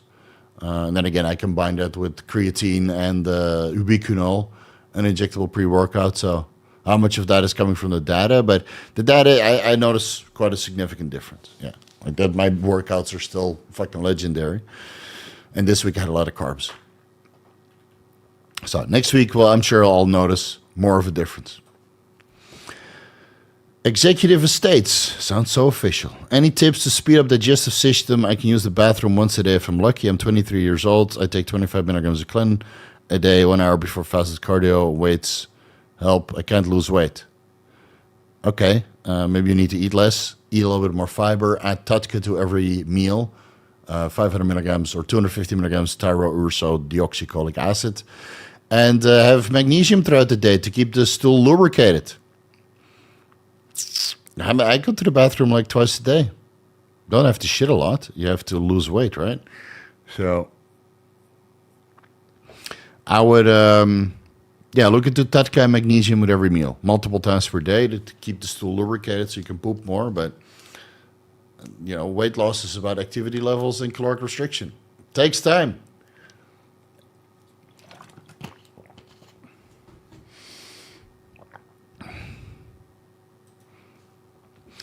$250 test, 250 Primo, 350 Anavar weekly, 200 Anadrol weekly. That's too much, man. Choose either or. Estradiol 39. What do you think to peak in 7 weeks? Maintain 250 test, drop Primo to 200 milligrams, add 100 milligrams of Tren, or maintain 350 milligrams? Jesus. That's it. And drop Anavar. If you want to peak in 7 weeks, drop the Anadrol. Add in the Tren. I mean, dropping Primo from 250 to 200, it's not going to make a fucking difference, and you know it. 250 test, 250 Primo, 100 Tren, 350 Anavar. Drop the Anadrol. So you replace the Anadrol for half the dose of Tren. That's it. That's it. But don't run 2 orals together, man, unless it's really low dosages. But 50 milligrams Anavar per day, and then 50 milligrams Anadrol 4 times a week. Liver enzyme. What are your liver enzymes, Benjamin? Estradiol is cute, 39 picograms per milliliter. Where are your liver enzymes? That's what we really want to know. Sorry, not trying to be annoying, but the question, can I add 50 milligrams? Yeah, I just added. I just answered this. What are you talking about? Yes, you can. Yeah, you're being very annoying. I just answered this. Or is it important to keep the dosage equal parts to avoid issues? No, so the clinical dose is what? 50 milligrams Monday, Friday, and then you added 50 milligrams test on a Wednesday. Job done. Job done. Fuck, man, it's 50 milligrams. I take 600 milligrams test and 600 milligrams Deca and 150 Mint and 150 Tren. And next week, 30 milligrams YK11 per day. So that's 210 milligrams on top of it. And you're worried about 50 milligrams more? Oh, it's a 50% increase. Chill the fuck out, bro. Chill the fuck out. It's 50 milligrams. I'd be more worried about not taking the 50 milligrams and living off 100 milligrams a week, which is, man, there's bikini girls that take more than that. Do you have someone you consider the best physique of all time? I mean, I think Ronnie at peak, Arnold Classic, 1998. I think that's the best physique of all time. Perfectly peaked, perfectly balanced, hard, dense, dry, separated muscle, all balanced to each other. Could he have a little bit more calves? Sure, but I think that's peak physique. And then I think Jay Cutler looked really good in 2009. I think Derek Lunsford looked really, really good at the Arnold Classic this year. Perfectly peaked. There was a year where Flex Wheeler and Kevin Orvoni looked absolutely beautiful, but I can't remember which years. Yeah, it's hard to say, but if you have to take everything in consideration, I think bodybuilding peaked at the 1998 Arnold Classic with Ronnie Coleman. I think that's where bodybuilding peaked, and that's sad to say because that's 27 years ago. Hey, was it 1998? 1998. Arnold Classic, Ronnie Coleman. Yeah, man. That's where bodybuilding peaked. Fuck, look at the separation in everything. Could have a little bit more quad feathering, but I forgive him for the back separation and the striated glutes. A little bit more calves, but fuck, dude. Look at the pictures, guys. Like, Ronnie mutated a little bit too much. And I like Phil Heath, 2011, I think. But Phil Heath, 2011 is not as good as 1998 Ronnie. Olympia, Phil Heath. So 2011. Yeah, Phil is not that separated and detailed. Looks a little bit bloated compared to Ronnie. Like, Ronnie was just fucking nasty, dude.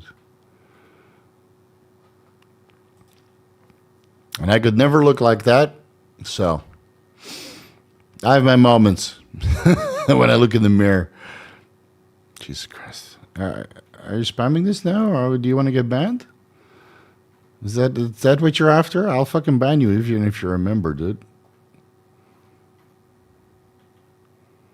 2.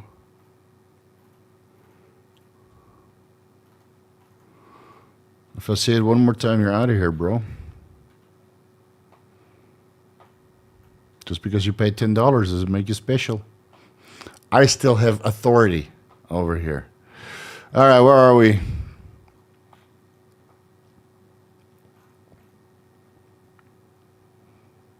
Okay, that's the one.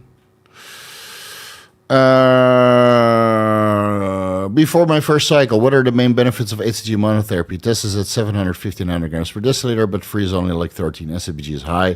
What about Anavar and GH only with HCG? No, you do HCG first because you have to get started with something. So you want to see how you respond to higher testosterone levels, which is a bioidentical hormone that what your body is used to. All right, you want to see how much estradiol you produce from that if you go from 750 to 1500 nanograms per deciliter. And again, you start your HCG monotherapy low, 250 IUs 3 times per week, Monday, Wednesday, Friday, sub-Q for 1 or 2 weeks. Then you increase to 500, sub-Q 3 times per week, Monday, Wednesday, Friday for 1 or 2 weeks, depending on how you feel. Then you go to 1,000 IUs. By that time, you should feel pretty fucking good. Sub-Q 3 times a week. And if you don't notice difference, then, well, go to 1,000 IUs every single day. Do your blood work after 1 or 2 weeks. And maybe you figure out that your HCG was bunk. That happens. Right? That's why I have a source list on my website, so you know where to look. You're welcome. Use the discount codes, for fuck's sake. At one point, you'll feel good. You do blood work, your testosterone levels will be like 1,500 or maybe even 2,000 nanograms per deciliter. Free will be a little bit higher, but HCG monotherapy will not increase or not manipulate your SHBG that much. It might be even a little bit higher, but hey, if you have more tests and SHBG is disproportionately elevated, but less elevated than your free testosterone is more, obviously. And then you have to check your estradiol levels. Anavar will shut you down. You have no bioidentical testosterone, no bioidentical estradiol and growth hormone, unless you take it with HCG, obviously. But hey, start with HCG monotherapy first if you want to add in the Anavar and the growth hormone in later on. When you're happy with your levels, sure. But I would rather have you go on TRT with HCG. You know? Was there a question with that? Or just a thank you? I don't see the question. Craig, let's see. Hey, Steve-O, can you suggest an HRG protocol for high aromatizer who wants to put an extra clean 10 pounds, 48 years old, 210 pounds, currently running 220 milligrams test per week, testosterone 1200, estradiol 76, picograms per milliliter, SHBG 25, LH and FSH. Okay, that cut off, but it's 0, obviously. 6.25 milligrams Aromasin Monday, Wednesday, Friday. For now, bring your estradiol down. And then increase the food. You can put on a good amount of size on 210 milligrams a test, and your serum testosterone will go higher if you control your estradiol, because you prevent the conversion of testosterone into estradiol. And as a result of that, testosterone might go to 1,300 or even 1,400 nanograms per deciliter as your estradiol drops by half. to, let's say, 37, 40 picograms per milliliter. SABG will be a little bit lower as a result of that. Free testosterone will be a little bit higher than that. Add into a use of growth hormone. So an aromatase inhibitor and growth hormone, a little bit more food, and I think you'll be fine. You'll put on 10 pounds from the growth hormone alone. You know? Is it water? Yeah, sure, but it's 10 pounds nonetheless. Do you have a condensed list for the supplements and dosages while blasting? No, just read the list. But so that's the year-round supplement stack that I have on my website. Just read the top. You don't have to read the explanation. Just read the top, and then you're done.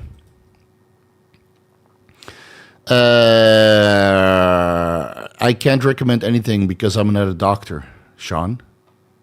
So I don't know anything about diabetes and heart disease and open heart surgery. So I can't.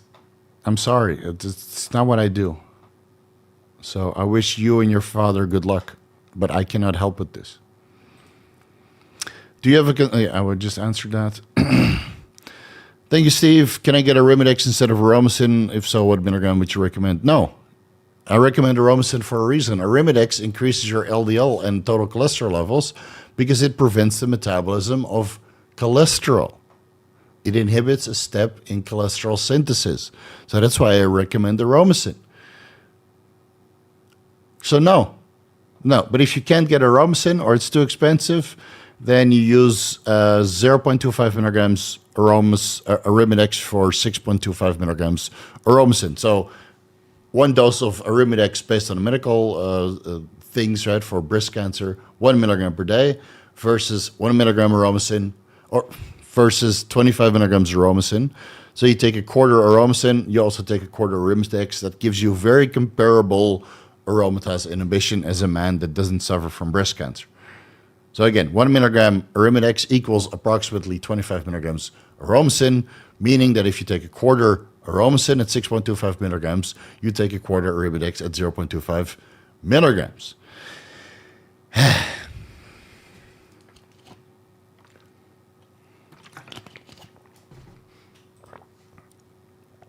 What's up, homie? Hope all is well. Just want to say thank you. You're doing a really good job. Keep it up with these lives. I'm trying on, man. I'm hanging on for dear lives.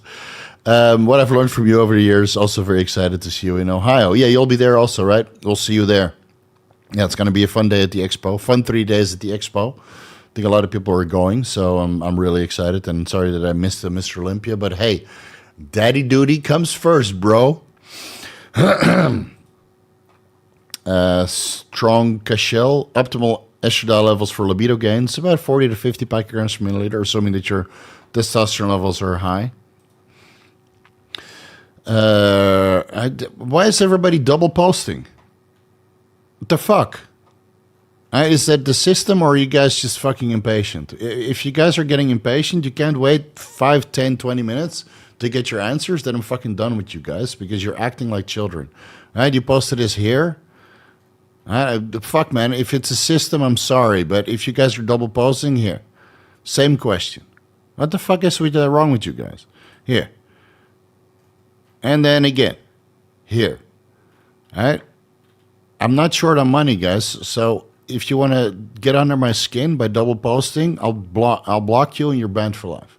It's that fucking simple, right? If I have to treat you like children. If it's a system, my sincere apologies. But I see multiple people double posting for attention. You're just going to have to wait until I get to your question. And if you can't wait, then get the fuck off TikTok, dude. Get the fuck off TikTok and use your brain. There you go. Trembolon's kicking in. Trembolon crashing out. Steve, a follow-up. Follow-ups are fine, dude. That's not double shit posting. Everything here was tested from liver, albumin is 43, that's normal, total bilirubin normal, alkaline phosphatase normal, ALT, AST high, creatinine 0.98, urine nitrogen 11 milligrams, no CPK recorded. So creatinine is normal. Could be training related. Take a week off, see how much it comes down. Because from what I remember, your stack is not that extensive. So again, could be training related. Or maybe you're not detoxifying properly enough, but then your bilirubin would be much higher as well. Tutka and fiber, man. Watch the liver anabolic roundtable where we discuss liver health. yeah, give it a watch. It will explain more. But in your case, maybe stop training for a week. Yeah, see what's going on.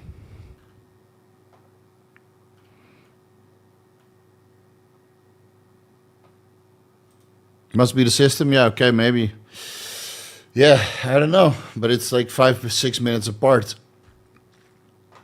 Oh, you had edited the post and deleted the first one. Okay. Maybe that's... then it updates it and it gets it here in my system. But fuck, man. Sometimes I get fucking annoyed by double posting. It's usually the Indians that do it, right? Look at me. And or the Pakistanis. They keep posting and then you have to ban them again. And then they make a new account. And then you have to ban those accounts again. Right? Because they can't fucking super chat or become a member. And that gets priority, you know? So, trend flare up, yeah. That's the fucking trend. It's always the trend. My bad, bro. Sorry, Greg. Fucking system. But hey, if you want to get the fucking knife under my skin, this is the way to do it, man. Keep posting until I notice you, and then I delete. For life. What's the point? At what point do you recommend medication for resting heart rate, blood pressure, resting heart rate at 72, blood pressure 120/65? That's totally normal. Misliking cardio and vitamins. Oh, there's your problem. But curious if there's specific ranges where you implement. No, first we do the cardio and the healthy lifestyle, and reducing the stimulants, and only then, if it's needed, you address an elevated resting heart rate, right? But dude, I've been doing daily fasted cardio. My resting heart rate is like fucking 45 or something like that, 50. And I'm on rituximab also. Yeah, Steve, why don't you have elevated resting heart rate on 7 milligrams rituximab? Because I'm doing a daily fasted cardio, you piece of shit. You know, maybe I skip on Sunday. Ugh. Still go to the gym 5 times a week. I pace around like a fucking maniac. So I either rack machines with weights. That's cardio too. You know, or try to avoid people asking me drug questions, this is the time to ask drug questions, not when I'm in the gym. Right? So I'm just pacing around trying to avoid people, all the fans. Steve, what about MK617? Gone. Listen to music. I'm sorry. So in your case, take the drugs out that could increase your resting heart rate. Don't be a slacker on the cardio. Put the cardio back in. Add in the magnesium and the B vitamins and etc. And you'll be fine, dude. And if you're doing all of that, and it's still not down, that's when the beta blockers come in. But you probably don't need it. You probably don't need it.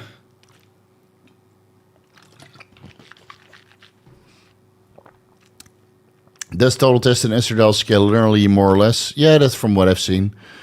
Today, example, 250 test total testosterone 2000, estradiol was 120. With this logic, would generally assume that 125 milligram would have me 1,000 total more, and estradiol. Yeah, I would say that.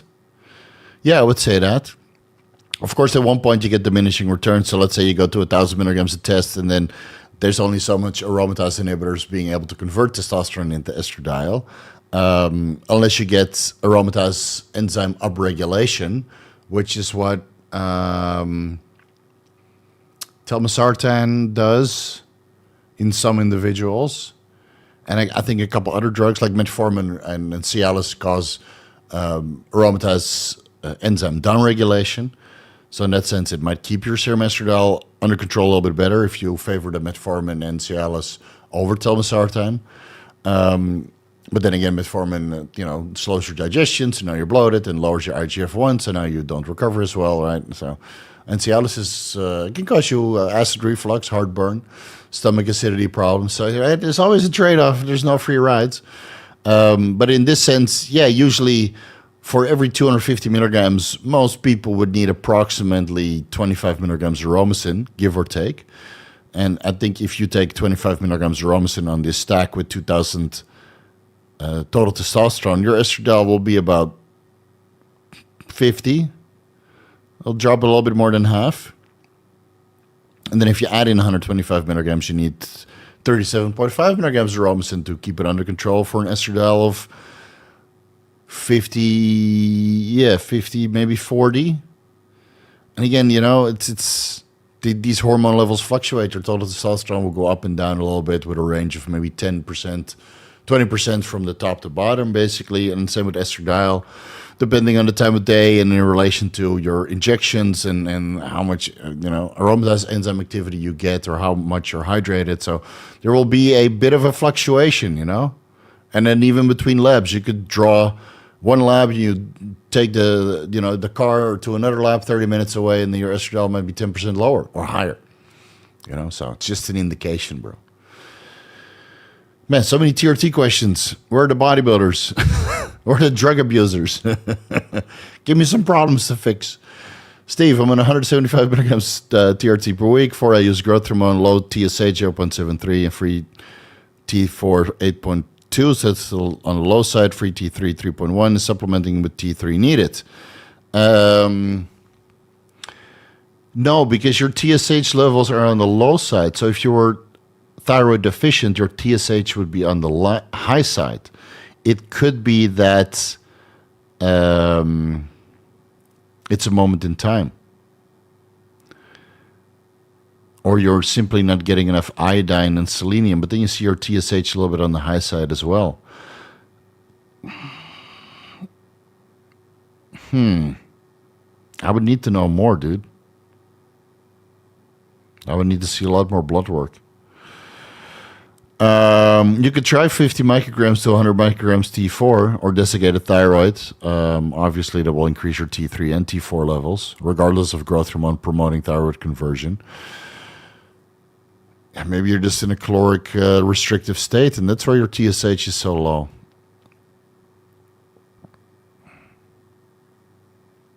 What else are you doing? How much calories are you eating? What else is going on? Tell me more. Tren Ace hasn't given me cough. I think that's from hitting a vein. No, not really. I mean, I started Tren Ace Monday, and I got a little bit of bronchoconstriction last Thursday, where I injected, and then that bronchoconstriction came a little bit later in the day. So I think the injection went fine. What was it, 1.5 cc's, give or take, for the week, for the day. And because, Ment is 50 milligrams per milliliter. Sucks, but it is what it is. But yeah, you could have a little bit of bronchoconstriction later in the day. Or, of course, if you get an acute cough, you're on the floor cursing at the sky, and you're coughing up a lung, that's from hitting a vein. But you could still get some bronchoconstriction later on. Anything over 5 milligrams of Cialis is heartburn and lower back pain. Yeah. Yeah, it sucks, dude. Lower back pumps are crazy too on Cialis, I remember. It's not fun. It's not fun. But hey, sometimes you got to suffer through it, It's like an erection in the back that you can't walk away from. I did a little bit on leg day this Tuesday because I increased my calories, right? So Sunday cheat meal, and then Monday had probably 500 carbs over the day, which is 10 times what I usually have. I usually have like 50 to 70 grams of carbs. So then I did legs, full range leg presses and some hack squats, and then my lower back felt a little bit funky, And then yesterday I did stiff leg deadlift, 70 kilo dumbbells per side, and then my lower back felt a little bit pumped too. So yeah, not fun. But hey, the gains are not coming without some sacrifices and discomfort, Evolutionary Performance. Thanks for everything. Fucking love you, man. Your content has helped me through me and many healthier and smarter, to be smarter and healthier with PDs. All right, you're welcome, dude. That's why we're doing it, so we can make better decisions. So Ahmad says he's eating 2,900 calories. So I think it's just a moment in time that your TSH is low and your free T4 and free T3 levels are low. Right? I mean, steroids lower thyroid binding globulin levels. So that means that you have more free T3, more free T4, and that actually the metabolism effect thus increased because you have more free flowing T3 levels and more free T4 allowing to be converted or being allowed to convert into T3, which is metabolically active, and T4 is basically metabolically inactive. But you could try to supplement with 50 micrograms to 100 micrograms and then see how much of a metabolism boost you get. Now, your TSH levels will probably stay low, but your free T3, free T4, and total T3, total T4 should be a little bit higher as a result of it. Yeah, will it cause fat loss on 2,900 calories? Probably not. I mean, you probably recover just better and feel a little bit, have a little bit higher body temperature, which could be a benefit or a detriment depending on where you live. Like, dude, when I was running high dose SLU, my body temperature was a little bit elevated, obviously, from under mitochondrial effects. And I was sweaty and clammy and having to use chalk on, every fucking workout. And now I'm off and now I'm better, obviously. Steve, is a Bitcoin top in? It could be, man. It could be. And right now we're at critical or below critical support. So we're below the 50-week moving average. But only 0.8%. So if you don't see like a God candle tomorrow, like where like some whale pumps the market to print the chart, it happens all the time. And later on you don't realize that. Oh, what happened? Huh. That's weird. Anyway, so it could be that somebody just starts buying Bitcoin rapidly on the exchange, making the price go up, let's say an hour before closing, from Sunday to Monday, so an hour before weekly close. And so I'll be checking the chart Sunday night at 5, 6, 7 o'clock in the morning, and then 8 o'clock to see what happens.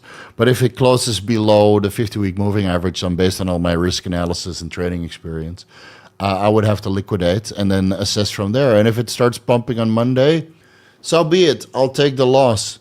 But based on all my technical analysis and market experience, if it closes below the 50-week moving average, which is 103,000 baht, basically, or $103,000, basically $1,000 from here, which could go up relatively easily. All my money is in, so I can't pump the market, guys. I try to hold it up for you guys, but the selling pressure is too high. But if it closes below the 50-week moving average, then I would have to say that the top was 5 weeks ago, at $126,000, which is I took a little bit of profit along that way, and then had a little bit of a downturn. So I'm from my all-time high, I'm down about 10%, I think. Which is not bad, 10% from the all-time high. And then, of course, I would have to eat a 1% drop, give or take. Yeah, about a 1% loss. So I would be down 11, 12% from the all-time high, which is still 7x or 10x from what I put in. So, and then we'll just patiently wait for either a 1-year retracement or the bull's still trying to step in after a couple of weeks below the 50-week moving average. But dude, if you go back to the chart, I mean,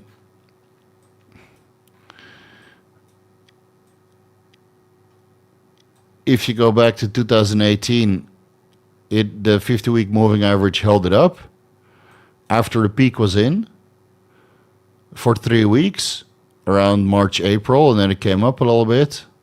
Which Fibonacci level was that? Yeah, it didn't even break the 0.286. So if it doesn't, well, yeah, a little bit over the 286 or 236. Sorry, too many.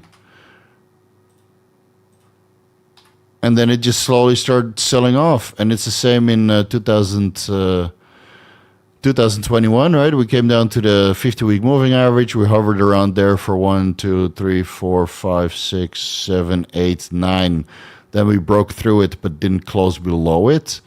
10 weeks, and then we had the second rally for another couple of weeks, and we almost touched the 50-week moving average again. And then we closed out in November. And then now in this latest bull run market, we touched it 1, 2, 3, and this is the 4th time. And if it breaks, then I'm done, man. Then I'm done. It's that simple. It might go down all the way to 86,000 or 77,000, but I'll have to assess. I just with the money that I have in crypto, it will be unwise to hold on the way down. I've done that before, and it fucking hurts. So I'd rather, if it comes down and it comes up again, I'll eat the loss. But if it comes down, and it comes down a lot, to fucking 70,000, and it holds there for a while, or maybe even it retraces 80%. Fuck man, 80% for the top. Got $26,000, man. Imagine that if you hold all the way down to 26. It's not happening to me again, man.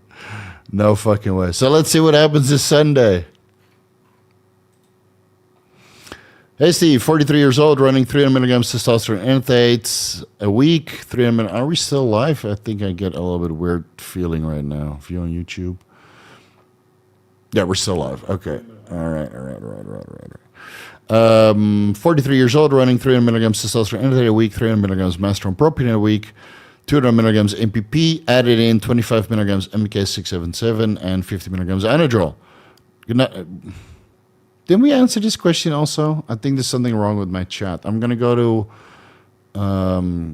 YouTube and have a look. I'm going to go to... Let's see. Yeah, there's something wrong with the chat. And because we answered this question already. So I'm going to go to YouTube, answer a couple more super chats. And then we're going to throw in the towel. Let's see. All right. Hamat, thank you for the explanations. I'll remove this because it looks like my StreamYard is broken. Oh, here we are. Here we are. It works again. Sorry. I don't know what's going on, man. And I used to be in IT.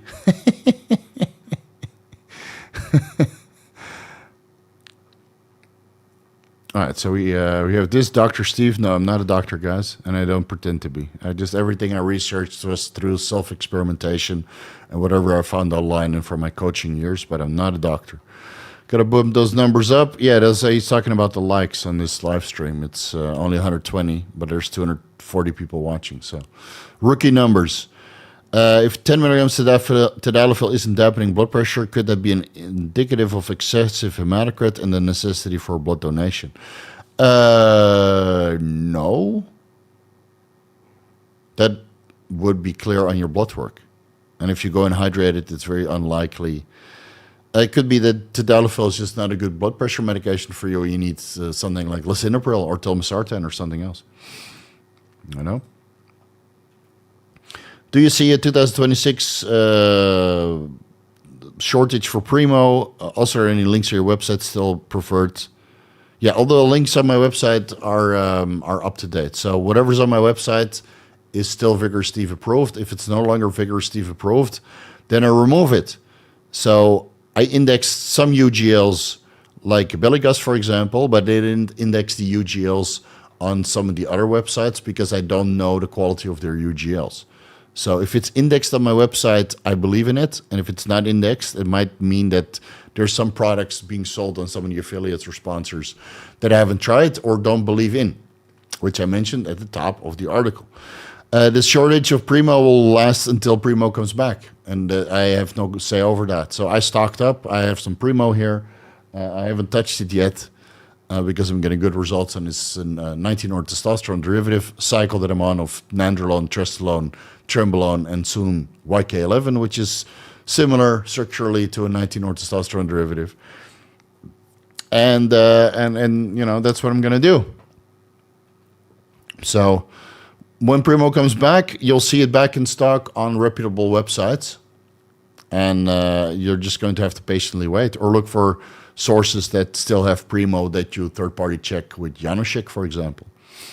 Check. It's working again.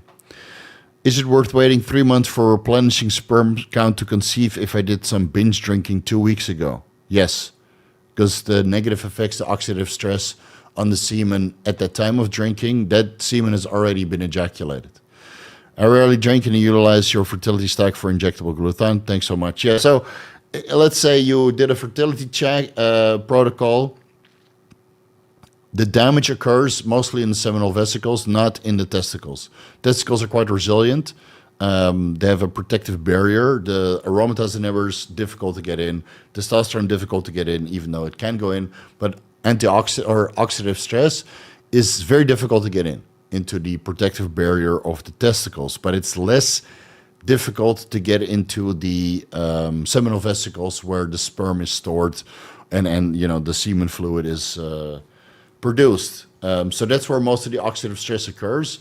So if you did some drinking, some heavy smoking, some recreational drugs, ejaculate 3 times over the week, and then the semen that comes from your testicles a week after you had your binge session should be fresh and good to go. Yeah.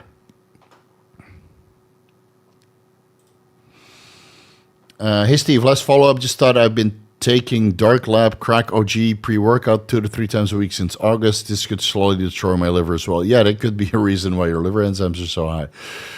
You know, you never know what's in those fucking formulas, man.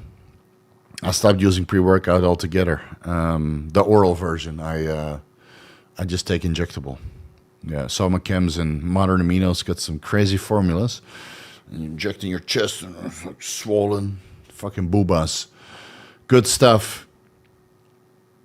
Oh, let's see. 1.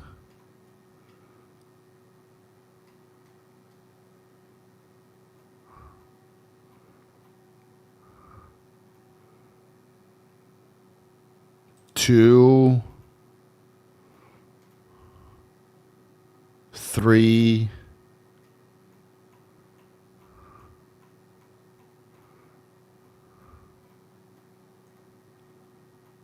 All right, 3. All right, guys, I'll leave it up to you. Should I ban this guy? Should I, guys? Vigorous crew, let me know. It's three times he's asking the same question. No super chats. Guys, let me know. Should I ban this guy for life or what?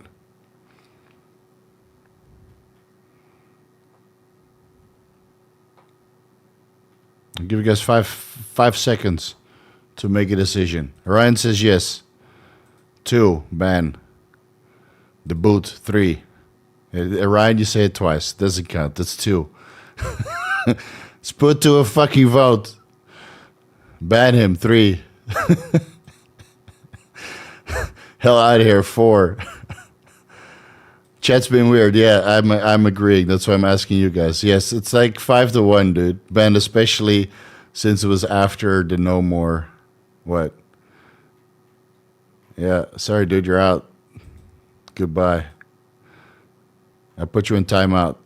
You got 5 minutes to fucking get your act together. And if you've been punched in the face too much, watch the Cerebralizing deep dive so you can unfuck yourself. Be gone with you. Sorry, bro. Yeah, so Stickman Jr., I just put you in timeout. But hey, the chat has spoken, man. Well, fuck it up, man. We'll fuck you. The Vigorous crew will fucking end you. We'll end you.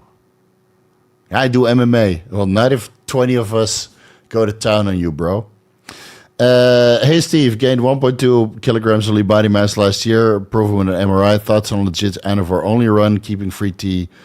No full cycles for fertility. Yeah, sorry, dude. We don't do that. Ask me again in your band also. We don't do Anavar only cycles. That's fucking lame. That's what pussies do. Set an example and ban him.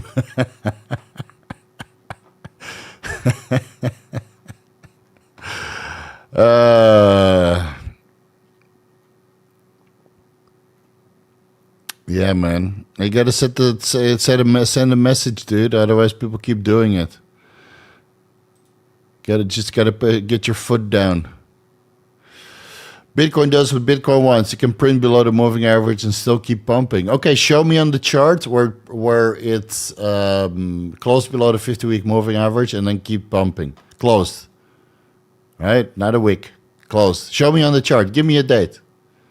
Uncommon, Charles. I know Bitcoin does what Bitcoin wants, but I've yet to see an example where the 50-week moving average did not hold up the Bitcoin price unless it broke through it. Oh.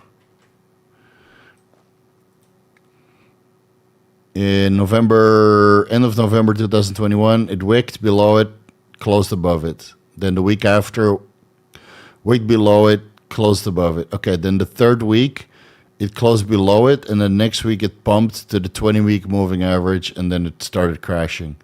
So, and that percentage was what? All right, 8%. Okay, I might be able to make all my money back that I lost from all-time high. 8.4. So that's once, and then the next week it started crashing.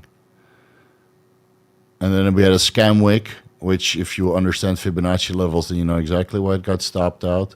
Okay, and it closed in July the 21st, below, like right below, and then it started pumping. But then it was already hovering around the 50-week moving average for 1, 2, 3, 4, 5, 6, 7, 8, 9. Yeah, so if it closes below, I'm selling. I'm liquidating all my shit, and then I'll reassess. And if it closes above, then it starts pumping, and we see a couple God candles, then hey, man, I'm holding all the way to 150,000. And I'll start laddering out what is realistic. 155. Or we go to that fucking resistance. From the last 4 times we tried to break all-time high, and then it would be 128. So I'll be watching at 128, and then maybe 143, and then 155. I'll be keeping my eye on it, and I got my finger on the trigger, man. Like, I made all my money already.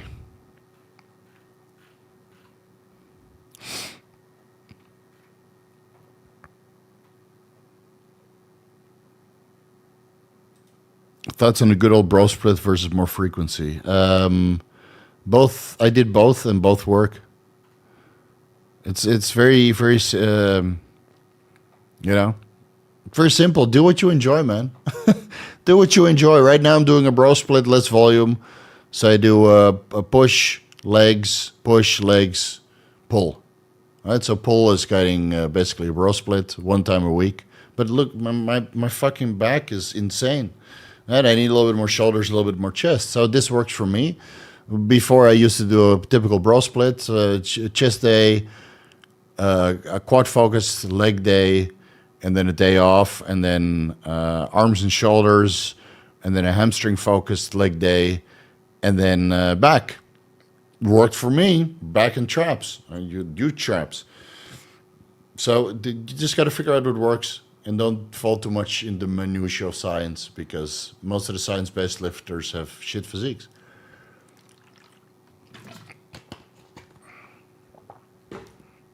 There, I said it. Not that I have a great physique, but I don't hammer in the science all the time. I just go to the gym to work out and have fun, you know? At least I enjoy my workout. I had a phenomenal workout today. I was stupidly pumped. Yeah, but the pump doesn't contribute to the growth. I don't give a shit, bro. I want to have a pump. I want to have a good time. I want to look at the mirror and be fucking swole for 1.5 hours out of the day, 5 times a week. So I go to the gym. I do my warm-ups, as many as I need.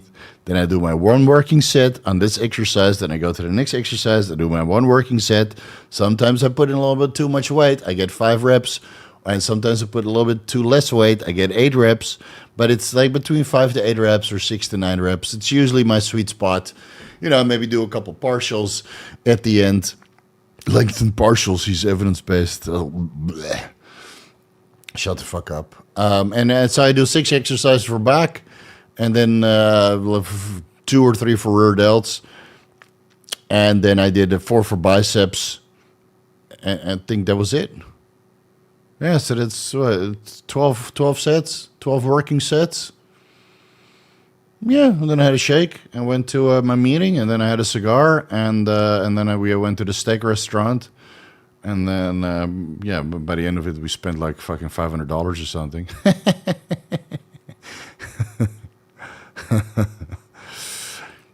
I hate to say this, but that's too much for any motorcycle. End of story. Hey, your financial situation is not my financial situation, buddy. You know, I was perfectly happy with my NMAX, 155 cc's for $3,000 and $1,000 worth of modifications. And now I'm perfectly happy to buy a new BMW for $40,000, you know, or a Harley Davidson souped up for $60,000. I'm perfectly happy doing that. with age, financial security comes. And I got everything that I need. And if I wanted to spend a lot of money, but I'm also perfectly happy with my secondhand DN01 that I got for $6,000 or something, or $7,000. So, or my Honda Valkyrie with 4,000 kilometers on it that was, I think, $11,000. Yeah. Thailand motorcycles are a little bit more expensive due to the import tax. I don't mind paying that, man. If it's a good bike and you love riding it and you ride it like twice a week, to the gym and maybe do a secret loop in the middle of the night in Bangkok. Yeah, man. But hey, if you don't want to spend $60,000 on a motorcycle, sure, of course, I get it. But it doesn't mean that I don't get to spend $60,000 on a motorcycle. That's my fucking money, dude. I get to choose what I want to do with it. If I want to buy a $3 million house, I'll fucking do it. It's my money. What brand of exercise bike do you use in the morning? I use an elliptical. I have no idea what brand it is. Cardi was trying to decide a good, I don't know, and just get a good deal. Everybody's like, ban the guy. Diggs, all right. Steve, how would you reduce prolactin and estradiol, which is elevated after Tren, after going off of it? How would one reduce it? What would you take? Test 600 milligrams now, 250 milligrams testosterone, HGH 400, Anavar 20. Jesus Christ, man. Explain a little bit better. How many weeks has it been? Because Trenbolone can give you an artificially elevated estradiol level. Yeah, Trenbolone detects as estradiol in non-sensitive testing. And prolactin could still be elevated because the Trenbolone is still in your system. So you can bring prolactin down with vitamin B6, B5P, up to 300 micrograms per day, 100 micrograms 3 times per day. Combine that with L-tyrosine to increase your dopamine levels, 1,000 milligrams L-tyrosine and 100 micrograms vitamin B6. Is it micrograms or milligrams? I said it very confidently, but is it micrograms? 100. Okay, milligrams, not micrograms. My bad. 1,000 milligrams L-tyrosine and 100 milligrams vitamin B6, B5P 3 times per day to increase your dopamine levels that will lower your prolactin levels. You can look into 50 milligrams modafinil to lower your prolactin levels. You can look into cabergoline, 1/4 milligram, maybe once or twice to bring your prolactin levels down really, really fast. And estradiol will stay elevated as long as Trenbolone is in your system. Now, 250 milligrams testosterone and 400 IUs HCG, I'm assuming that's 3 times per week, will still give you high estradiol levels. So for that, you need an aromatase inhibitor. Could be 6.25 milligrams, 12.5 milligrams aromasin 3 times per week. But right now, you don't have a firm grasp on your estradiol because the Trenbolone could still be in your system, and thus you might misdose your aromatase inhibitor, overshoot, really crush your estradiol, even though in blood work, your estradiol might still be elevated because it's actually Trenbolone. And the Anavar has no effect in the system, so you're going to have to patiently wait. Yeah, there you go. Jake knows that also. Even Jake knows. Jake knows a lot. All right, no more super chats because I have to go to bed. It's right there in the chat, guys. It's all right. So this is the last super chat we're going to do, or that one. Don't even try. This is the last one. Yeah. All right. Where are we? Let's see. Scrogoroni. Interesting. Currently on 600 milligrams test, 500 Primo, 500 Deca. I'm running out of Primo stock. What are your thoughts switching to EQ for estrogen control? Should I add in aromasin instead? Well, on 600 test and 500 Deca, you might still need an aromatase inhibitor, even if you go on 500 Primo or 500 EQ, which I think dose-wise are pretty interchangeable from an anabolism perspective, right? You would get similar response or results on 500 Primo and 500 EQ. In 500 EQ, you might be a little bit rounder, and Primo, you might be a little bit more polished, which is cosmetic. Right? It has nothing to do with your muscle mass or strength. So Primo a little bit more polished, and EQ a little bit more volumized and rounder. Part of that maybe from increased hematocrit. It seems that EQ on a milligram per milligram basis increases hematocrit a little bit more and red blood cell count than Primo. which might allow you to train harder or need to do more blood donations. But on 1100 milligrams aromatizable compounds and 500 milligrams aromatase inhibitor, it might not be enough. Then again, Primo it's only the parent hormone and 2 metabolites, but they're produced in biotransformation using fungus. So we're not sure if those metabolites of primobolan that also act as aromatase inhibitors actually show up in humans. But with EQ, we know that EQ and 3 metabolites act as aromatase inhibitors to a certain extent, right? Various degrees. So you get 4 versus 1 or 3 potentially. So you might get more estradiol management on EQ, milligram for milligram, even though it's a longer ester, and thus you get net less milligrams of boldenone for the 500 milligrams that you're injecting. So you might preemptively want to go to 600 milligrams. But yeah, blood work. So you go from 600 tests, 500 Primo, 500 Deca, to 600 tests, maybe 5 to 600 milligrams EQ, and then 500 Deca, and then 4 to 6 weeks, you check your estradiol levels, see where it's at. And otherwise, you would notice some changes to your libido and water retention if you need to do blood work earlier. David, 19 Thai baht. That's 50 cents. 50 cents. Oh, you guys say I have no voice? What? I'm not muted here. Yeah, but it sounds like we're getting close to the end. Guys, do I have no audio? Is there no audio?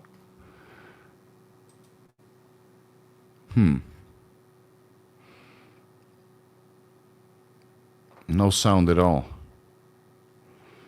No voice. There's audio. Okay. Audio's back. Okay. Well, we'll do the last super chat and then we'll throw in the towel. David, there's no question for your 19 baht, aka 50 cents. So let's move on. But thanks for the 19 baht, man. I can not even get myself a somtam with that. What can I do to gain muscle and lose fat while avoiding anything that promotes angiogenesis due to a thyroid nodule?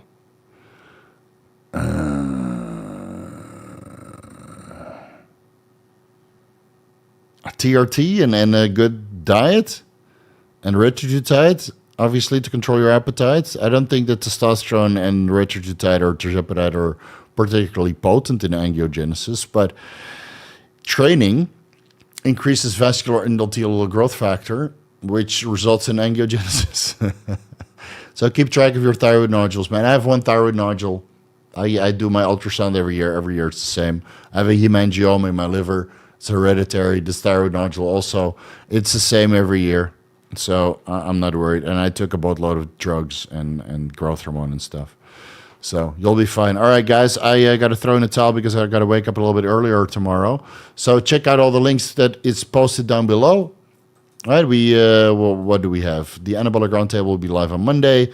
We have early access for the Black Friday deals for Grillamite and Bathmate. And I think Modern Amino's got a couple new products on their website as well, which I can't link, obviously, but I can talk about it. Subscribe to Chase Irons on Rumble. He posts videos a lot of times, which are very interesting. So I'm subscribed there, and I'm, having a blast watching his content. And subscribe to the Clips channel if you want to get everything in digestible format. And we'll see you at the Arnold Classic 2026. I got my tickets ready. I will not go to finals, though, unless I change my mind. But I'll be there at the expo the whole day. Just shaking hands and kissing babies and taking pictures and talking about drugs. That's what I want. Yeah, I think there's something wrong with StreamYard. Sounds fine. Everybody hears audio. So hopefully, fingers crossed, next week. At least we had no technical difficulties on my end where the audio and the video cut off. But now it's StreamYard posting double comments, making me rage quit almost. All right. Peace out, guys. Enjoy your weekend. We'll see you next weekend. As many Vigorous Q&As as I can for as long as I can. See you then. Take care.